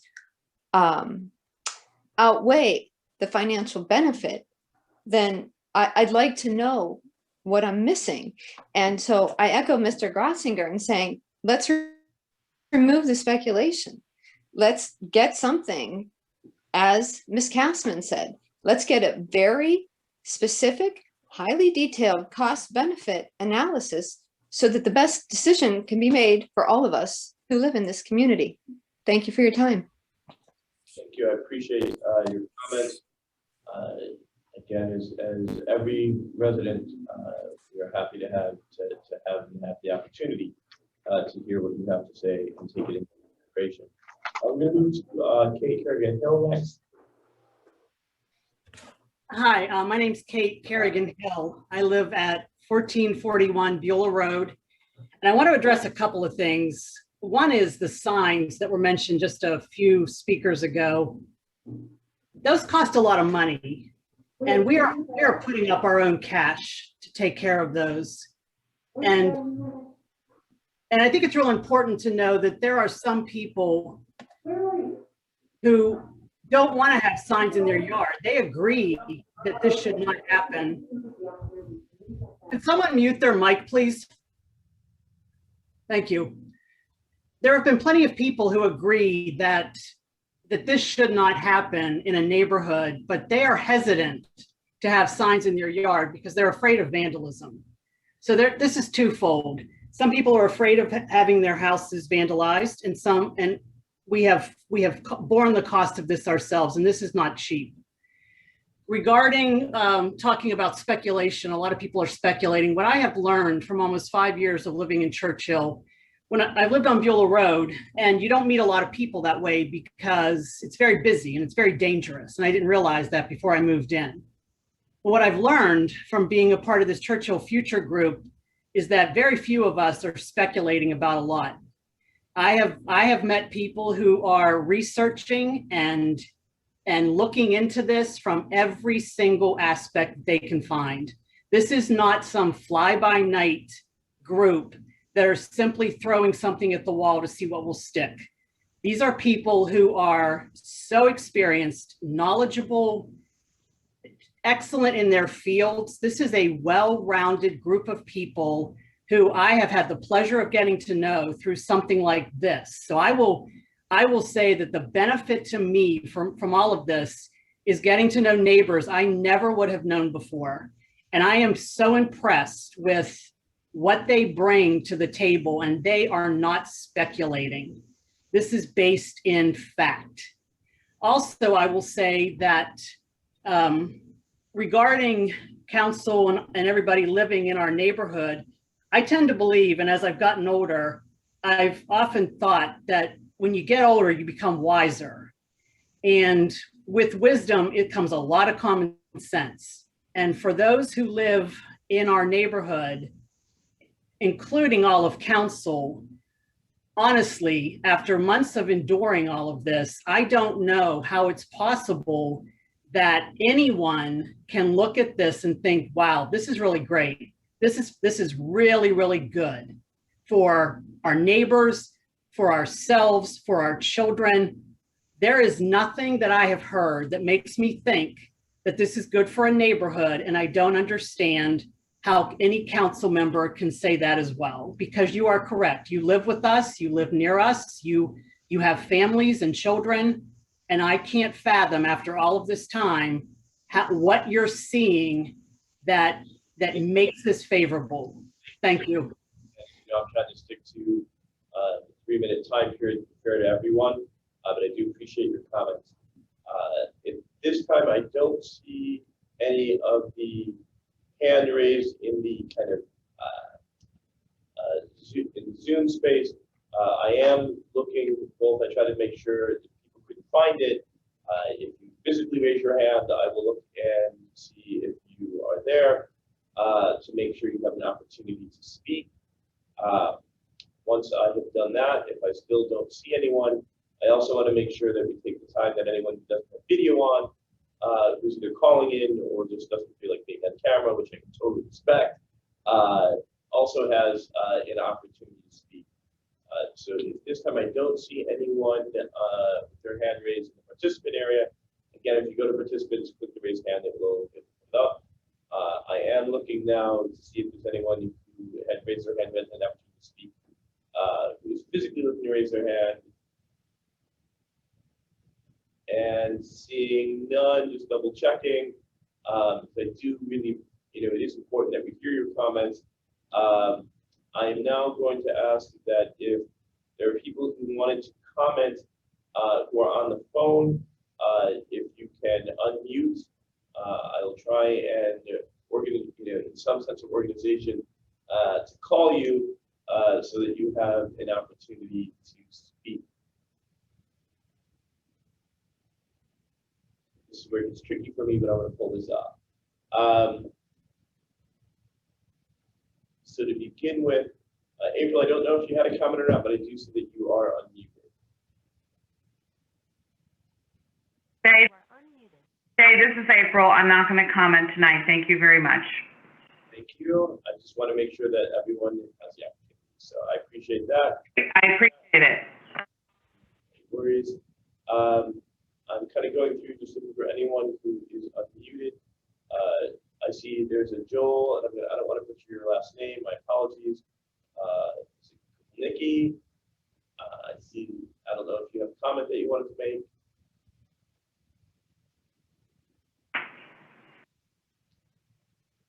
Take the silence as a no. That kind of clears us through the space of public comment. Once again, I want to say I do appreciate everyone's public comments. It is really important to Churchill and the Churchill Council that we have the participation of our residents. It is something we take extremely seriously. That ending public comments, we are going to head into some of our regular items. We'll begin with minutes. Can't see if I get to call her for being muted or not. I caught it myself this time. Okay, you got there quicker because of this whole format. I didn't have you in front of me, that's all. Okay. Mr. President, I move to accept the meeting minutes from May 3rd, 2021, which is the council workshop meeting, and the May 10th, 2021 council regular meeting. Second. Thank you. Is there any discussion on the matter of minutes? Hearing none, all in favor? Aye. Opposed? And the minutes are accepted. I will just point out, I guess the first time I put the I in person, it's almost a bit weird. Moving on to the treasurer's report. Mr. President, I move to accept the treasurer's report. Second. Thank you. Is there any discussion? As a matter of course for discussion, while you do have access to this information as well, we do publicly read any large expenditures so that the public knows kind of where the money's going. We used to do only 15,000, but thanks to our wonderful borough team, they have really broken it down so we can give as much information as possible. So today we have it looks like 4 that were above 15,000. The first being Alcosan in the amount of $37,376.85. This is our quarterly payment for the treatment services rendered through. Mr. President, sorry to interrupt, but I think you're on the treasurer's report before paying the bills. Well, listen, I can use in any order I want, I believe, but you know, I hear you. I hear you, sir. Mr. President, I move also that we pay the bills. So technically, we have an open motion on the treasurer's report. So you know, Mr. Rob, if you would like now to provide some counsel as to Robert's rules on the open motion as related to the paying of the bills, I'd be delighted to hear it. Mr. Collins, if you'd be so kind to just withdraw that motion you just made. I think there was a second on the motion to approve the treasurer's report. Let's treat those separately. Okay, I withdraw the motion. Thanks. And so I believe we are trying to get the bills paid. No, we're Nope. on the treasurer's report. I'm just all over the place now. So this is what happens when I come in person. My game is off. My game is just off. So I suppose at this time then we're taking a vote on the treasurer. All in favor of accepting the treasurer's report? See, I got a lead here. Only you can't do that. All in favor of accepting the treasurer's report? Aye. Opposed? All right, so said report is accepted. Thank you for clearing it up. My space got totally messed because my little computer, unlike my big computer, doesn't let me look at 3 things at once. So my apologies to the room and to the residents. This whole in-person thing totally throws me off. Moving forward, I would entertain a motion to pay said bills. At this time, Mr. President, I move to direct the finance officer to pay the bills for Borough of Churchill approved since May 10, 2021. Second. Thank you. Now, is there any discussion? Clean my space here. Now, you were reading the bills over 15,000. Yeah. I had jumped to reading the bills from the Treasury report, right? Because I had scrolled forward and kind of just moved right past it. So such is the life that we live. So I first kind of open to the space of any discussion. Now, so I was saying before, anytime that we have bills above what used to be 15,000, now we actually look at it from 5 to 10, 10 to 15, and 15 and above. We do try and make sure that these are covered. And so we'll begin, as I was saying before, with Elkasan in the amount of $37,376 and 85 cents. I think it's a test of my vision on this right now, to be quite frank. I have to increase that. The second, and this was again for the quarterly payment for treatment services. I'm looking down here, that's why. Just so you know, I don't look up at the big screen there. The second one is Big Lab Landscaping, landscape construction, and that's the amount of $16,631.23. Again, this is charges for the May work from Bigliotti. Again, you'll see the common theme of infrastructure and all this. Next is Gateway Engineering in the amount of $54,066.16. And that is May 21 services. We were able to get $17,550.85 reimbursed through Hillwood. The next is Jet Jack Inc. And that was in the amount of $64,657.20. And this was addressing the 2020 manhole lining contract. Then moving to the 10 to 15s, we do have our MRM trust for the workman's comp in the amount of $12,701.78, as well as Tucker Arnsberg, and this is for our solicitor in the amount of $10,667.50. And then lastly, UPMC, we spent $7,129.09 on health insurance premiums and $5,000 for our annual contribution to Woodland Hills EMS. That is the outlined bills that are read publicly. Was there any further discussion pertaining to the bills from council? Mr. President, I'd like to add the $54,066 from Gateway Engineers. Another $16,000 is eligible for be reimbursed from the grants that we received from Alcasan. Outstanding. Nothing better than trying to get the money back that we are spending. That is for certain. Any other discussion? Hearing none. All in favor? Aye. Opposed? And bills are paid without opposition. This moves us to the mayor's report. I will pause and allow the mayor to provide the report before a motion for discussion. Mr. President, if I will, I'll read the mayor's report. As reported to me, I wish to inform council that there were no unusual events and no serious crimes during the month of May 2021. Our officers responded to 803 calls for service with a total of 353,568 year-to-date for services, resulting in 6 arrests last month. The department's 5 police vehicles logged 6,684 miles in the past month. Chief Ronald Ackerley has reported to me that the total amount of magisterial fines collected for the month of May 2021 was $671.21, bringing the year-to-date total to $4,256.42. Our new officers, Elizabeth Sage and Justin Hott, have completed their field training program and are now assigned to regular patrol duties. Both officers impressed their respective field training officers as well as the chief. They displayed pride and excellence in their service to Churchill Borough. The department is very pleased to have them as part of our team and have the utmost confidence in their careers here and will be both commendable and honorable. The chief wants to remind us that with the arrival of the warmer weather He encourages motorists to be mindful in the significant increase in pedestrian traffic on the roadways and in our neighborhoods.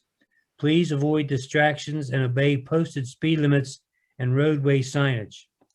The Woodland Hills School District graduation ceremonies took place on the evening of Friday, May 28, 2021. Despite the inclement weather, the ceremony was a success and there were no issues to report. Congratulations to all graduates and the best of luck in their future pursuits. Details and other related statistics concerning the police department for the month of May 2021 are reported on the attached police department reports. In addition to that report, I'd also like to inform council that I've been in touch with Tom Doherty through the Allegheny Land Trust, and that property has been secured, and he kind of gave me a little update on that. Not a lot to report, but residents should start see things once that closing has taken place on that property. We'll start to see some activity taking place in that area with some improvements in the parking and so on. So we'll be looking forward to that. Also, not mentioned in the police report that I just recently received, that Chief Ackerley has assigned officers to conduct the traffic detail shift, with each being approximately 20 minutes per shift on Buell Road and parts of Greensburg Pike to try to curb the speeding in those areas. And in talking with speeding, the chief has been talking with the chief of Forest Hills and also Wilkins Township about the speeding on Greensburg Pike. We're looking to get the VASCAR lines painted back on Greensburg Pike to control that speeding and set up with the VASCAR. And there were some other issues that some other strategies they were talking about as to how to control that speeding along Greensburg Pike. And number one is Buell Road as well. There's also been this, I've just got this today about the body worn camera. There was been a few items that have been added and amended to the policy for the body worn camera. I could just tell you now that copies rather of the new amendment of the new policies have been distributed to all of our officers, and they're reviewing that pending their, and they'll have to sign it to say that they've agreed and will apply to those new policies. And last, I just wanted to thank any council members who participated in the Churchill Wilkins Rotary golf outing last month. It was very successful. We appreciate anyone that came out, and it's not just council members. It's open to anyone in the public who likes to golf or participate in any of those activities. I know this sounds like a little plug, but I'll throw it out anyway. The Churchill Wilkins Rotary does a lot of good work. So if anyone listening would like to join some of those, that's surely welcome. And before I leave, one other thing, with the Wilkins Bicentennial Parade coming up, I was kind of, this law kind of put me in charge of that, so I accepted it. And we have some groups that we're putting together to be part of that parade in September. We have plenty of time. I think we're in good position as far as making the plans for that parade. So if anyone else has a group that they would like to have involved in that, contact me in the borough office through my email. And the last, and I'll let everybody go, is as always, I'm always looking for volunteers with things in the borough. We have quite a few guests tonight. If you think you could be able to volunteer some time to help us out with a few projects that we're working on in the borough, please, step forward, send your email to me, and I'll get in touch with you. I'll let you know what they are. We could use some help throughout the borough, things that are above and beyond what the borough workers right now can handle. I know we have the bioswell up at the on the borough property. We'd like to get that taken care of. So if you think you can volunteer some time, again, you have my email address, let me know. And with that, I'll let you go. Thank you. Thank you. At this time, I entertain a motion to accept the mayor's reports. So moved. Thank you. Is there a second? Second. Standing. Any discussion? Hearing none. All in favor? Aye. Opposed? And we accept the mayor's report without opposition. That moves us to, we have several action items on the agenda today. I'm going to try and move through these if we can, beginning with number 7. Mr. President, I would make a motion to approve Resolution 4521, a resolution of the Borough of Churchill approving a memorandum of understanding regarding the Alpha San Reorganization Trunk Sewer Line Takeover Repairs, POC-T-04. The MOU is between the boroughs of Forest Hills, East Pittsburgh, Chalfont, North Braddock, Churchill, Wilkinsburg, and Braddock Hill. This has been previously discussed. It's an approximate 5.8% cost sharing. One second, just go and grab a second, then we'll have the discussion. And you can get that right. I know. That's why. Is there a second? Second. Thank you. Discussion, continue. My apologies. Nope, that's fine. I was just going to summarize the bottom here. It's this has been previously talked about. It's part of a sewer trunk that needs to be reorganized by Alpha San. Our cost sharing is approximately 5.8% of the total, and I think Dennis did a good job summarizing this in our last meeting. Absolutely. Any other discussion? Hearing. Mr. President, I would just note that we're finalizing the form of the agreement, and that's referenced in the resolution, so that we have some. It's being approved substantially in the form presented. It'll be ultimately subject to my review and Alex's review as to the form. Thank you. Appreciate the knowledge. Any other discussion? Hearing none. All in favor? Aye. Opposed? And it passes without opposition. Quite a mouthful. Thank you. Appreciate that. No problem. Moving on to number 8. Mr. President, I'd like to move to award the Collins Road Pump Station Demolition and Sewer Installation Project to WA Petracus Contracting LLC at alternate bid number 1, amount of $365,245. Alternate bid number 1 allows for the installation of a gravity sewer by horizontal directional drilling methods in lieu of the conventional jack and bore methods for the base bid. Second. Said that with clarity.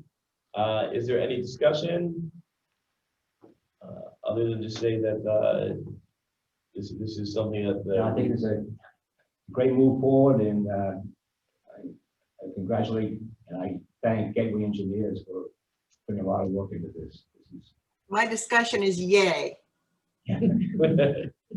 Yes, this is, a little bit of clarity for folks. Again, if you haven't been in the meetings, the issue of the pump station has been an ongoing concern for the borough for some time now. And a lot of effort, time and effort has been put in by Borough Council, along with our engineers, to really find an alternative and a long-term solution to the pump station that is pumping that waste that we don't want flowing downhill that way. So much appreciated. I don't know if there's any other discussion. Now, again, this has been a lot of work by past council members and also by past staff members too. Start with Alex and Kristen. Been going on for years. Yes, it has. Almost as long as, in fact, as long as I've been on council. So outstanding. If there is no other discussion, all in favor? Aye. Opposed? All right. It passes without opposition. The work can start getting done. This moves us on to number 9. I entertain anyone who would like to present the motion for number 9. So I don't think that's it. But what do you think? Mr. President, I would like to consider a motion to direct the manager to advertise a draft ordinance to change the fees for tax certifications and duplicates to be considered at the July 12, 2021 regular council meeting. Thank you. Is there a second? Second. Thank you. Any discussion? Mr. President, one thing I wanted to note, the draft that was presented last week did not, there have been a couple changes over the week. One was to add, to update the information regarding the cost of duplicates. So thank you for Ms. Weaver for raising that. And then also we adjusted, we eliminated the sort of self-imposed timeline for certifications and the issuance of those certifications. So the borough will endeavor to work with the collector, the deputy tax collector as needed to expeditiously process these requests going forward, but we're no longer codifying by a number of hours how long we have to respond. Thank you. Any other discussion? Hearing none. All in favor? Aye. Opposed? And it does pass without opposition. This moves us on to number 10. Mr. President, I move to authorize the execution of a letter of intent to be submitted to the Pennsylvania's Governor's Center for Local Government Services, requesting technical assistance for the completion of a regional police consolidation study and consolidation study to include Wilkins Township and Churchill Borough. Second. Thank you.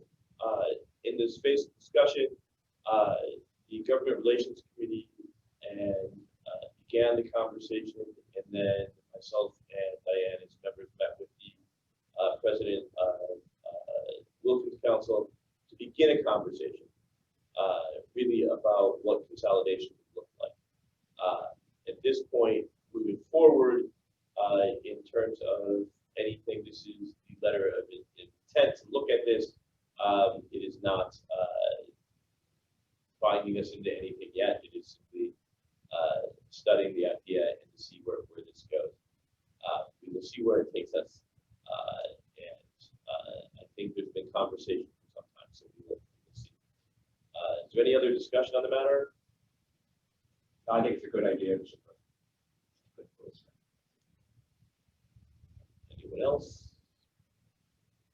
Hearing none, all in favor? Aye. Opposed? And it is passed without opposition. This moves us on to number 11. Mr. President, I would consider a motion to direct the manager to advertise to hold a conditional use hearing for the Churchill Creek project on Monday, July 19th, 2021, starting at 6 p.m. Via Zoom question mark. Is there a second? Then we'll have Second. Thank you. So is there discussion on this outside of the date set? Mr. President, can I I think we should maybe leave this a little open-ended with respect to the Zoom versus in-person versus potential hybrid. I mean, I think there's still some questions to be answered, as far as in-person requirements, really the logistics of it. So I think if you leave out the via Zoom portion and just kind of leave it open to, we're obviously going to be required to advertise. We'll blast notices out to in every way, shape, and form. I know to the folks, obviously, there's a lot of individuals who are interested in this particular application, but for the actual conditional use hearing, I think there's just some unanswered questions as to how it's all going to work. I understand. I think the motion on the floor is Zoom, so I would entertain a Mr. motion to President, amend. I'd make a motion to amend my previous motion, and instead of saying via Zoom, say via TBD, to be determined. I think that works. Second. Thank you. Any discussion on the amendment?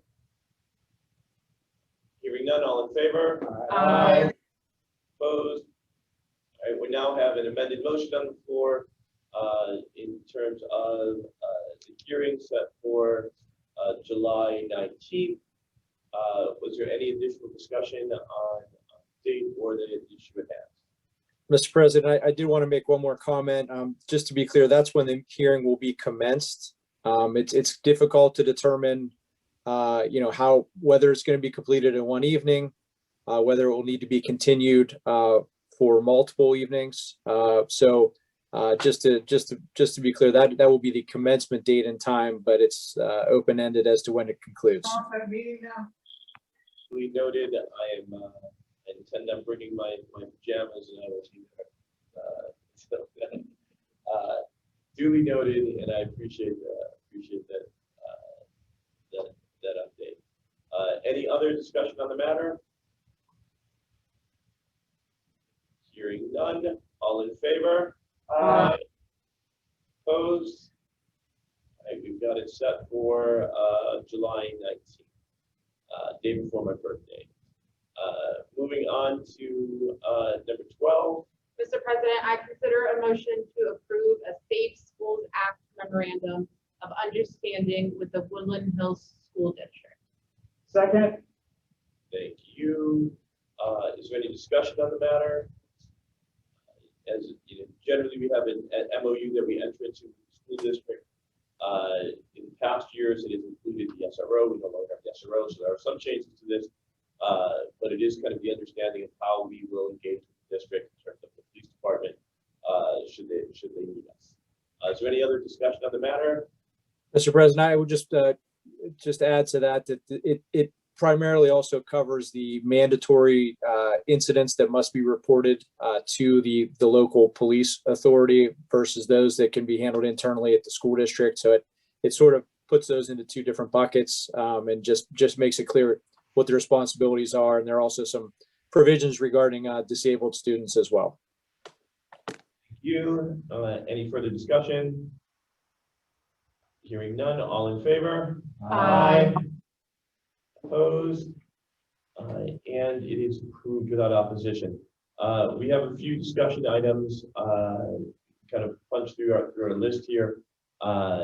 Is there anything that needed to be updated or discussed on the Churchill Creek project? Mr. President, there is, I think, a very important item we wanted to highlight for everybody, and that is the change of date of the Planning Commission meeting. So this is something that was discussed before as a possibility.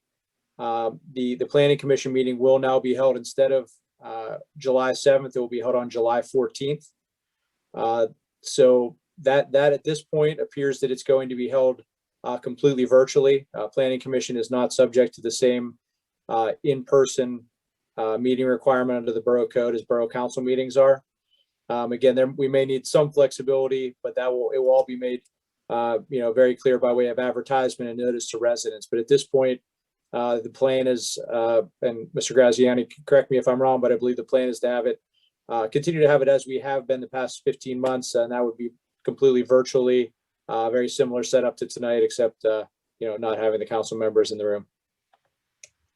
That is correct, and we were moving the date, if you recall, because of their submission. The applicant's submission to PennDOT requires or allows for PennDOT to do a 30-day review, and in order for that to happen, it would have happened after their meeting. And we really want the Planning Commission to know what PennDOT is thinking before they even consider a vote.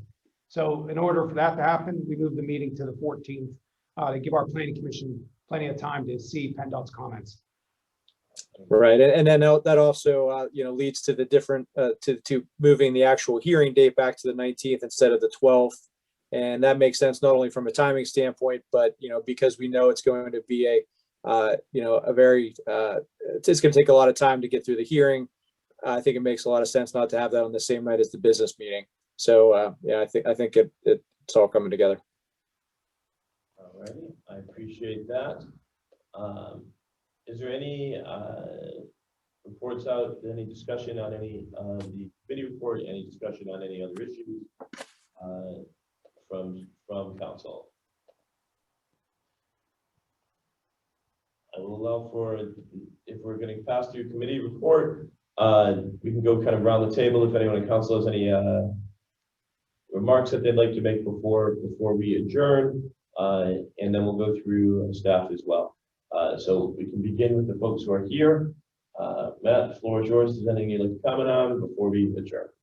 Sure. The only comment I would like to make is that, having been myself a professional engineer for over a decade now, or in the engineering field, a professional engineer for a number of years, I know our engineering team works very hard to support the borough. They are a group of stand-up folks. They do their job, with high regard, and look out for the best interests of the borough. We recently had an issue with a storm sewer that collapsed, and that was taken care of very quickly. They worked expeditiously to find solutions for that, engage our contractors, and help us take care of that. So we certainly appreciate them and the work they do for us. And I would say that anyone who thinks that they would, simply rubber stamp anything, that certainly just isn't true. It's not my experience. I'd invite you to reach out and talk to myself if you have any concerns about that. But, they're doing their jobs. They're looking to protect the borough, and they are reviewing everything for all of these things going on, not just the different developments, but also our regular projects, our pump station projects, and to make sure that we're getting the best service possible and continuing, to forward the borough. So appreciate their efforts, and staff as well for dealing with those emergency situations like that storm sewer. I'm not gonna get a snack before I go to bed. I'll bring you something. No, I don't. I'm not to see. Somebody's on, there you go. Valerie, I'll go through the in-person first. It's easy. Hi, everyone. I just want to say thank you for everybody's comments. It really does mean a lot. I know we've heard a few people say, like, what is council doing? But just so you know, we are listening to everybody's comments. We are getting everybody's emails, and we are taking everything into consideration. Thank you. Thank you, Valerie. And moving on to Kevin, Mr. Collins. I echo Valerie's comments. I thank you all for all your comments and taking the time and the energy to get on these meetings and make them. We're listening. Another item, we're starting the road work for the year in a couple of weeks. So you'll see that the roads being repaved toward the end of June. That's it, Mr. President. Thank you. Thank you. Moving on to the Hollywood Squares of Virtual Life. Norma, the floor is yours.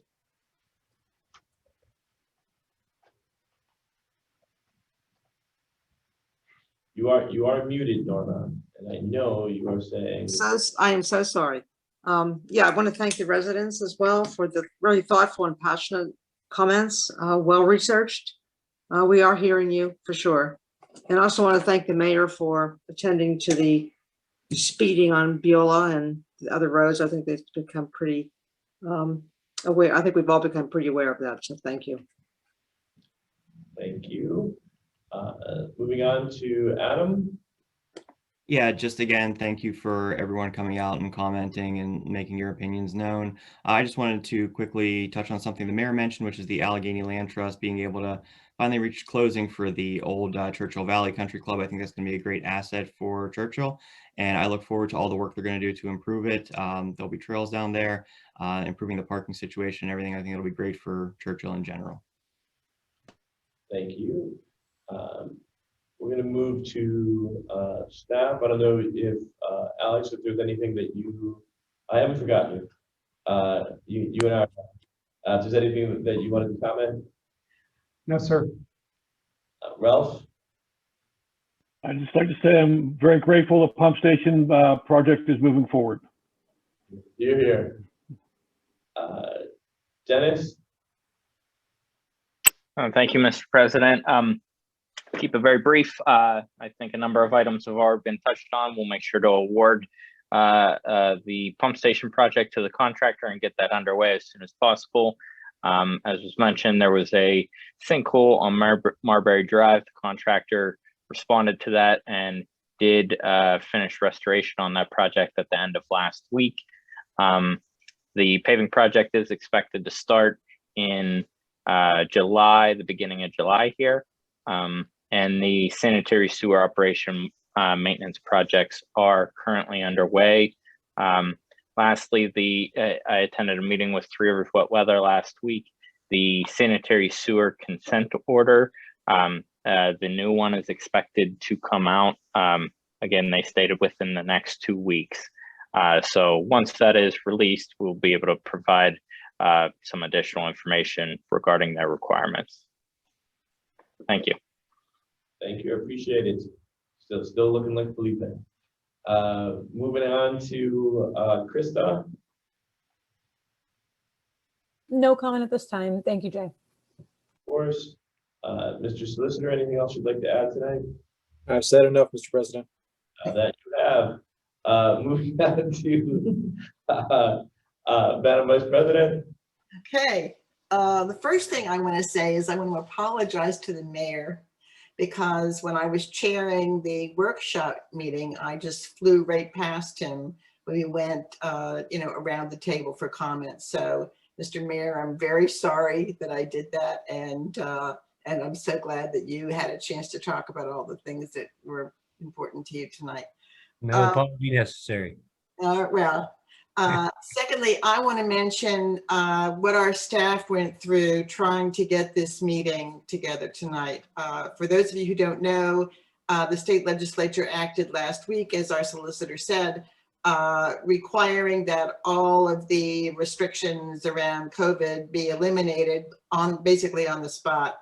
And we really had to scurry to try to find a way to have everyone who's used to coming here on Zoom participate, and at the same time have council members, a quorum of council members in the room. So I want to applaud our staff for how quickly they got this done and how difficult it was. So that's the second thing.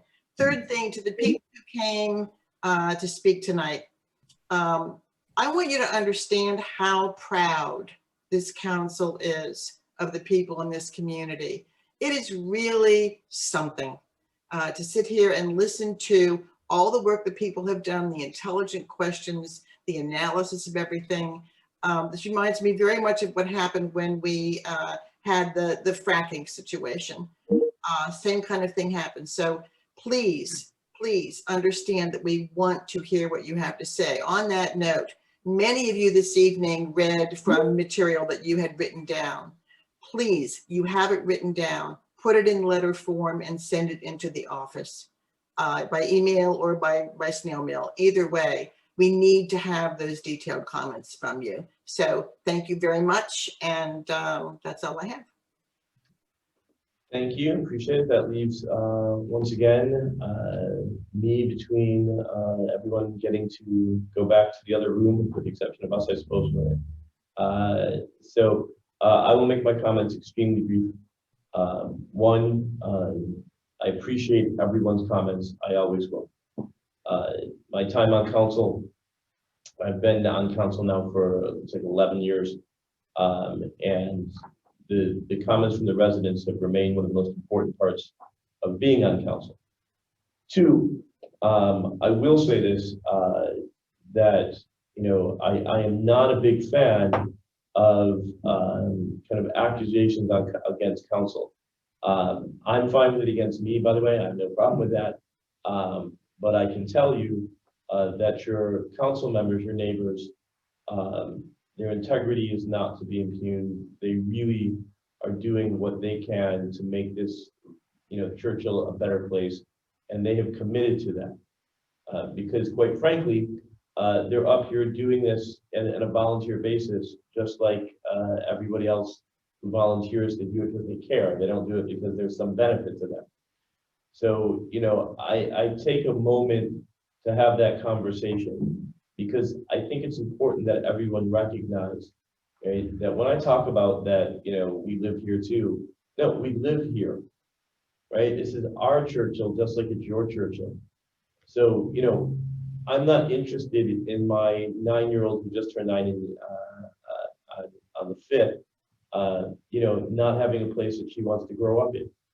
So, please understand that your council is trying to weigh this in the way that we are instructed, in the way that we are obligated to, but also to do so in the way that we feel is best for Churchill.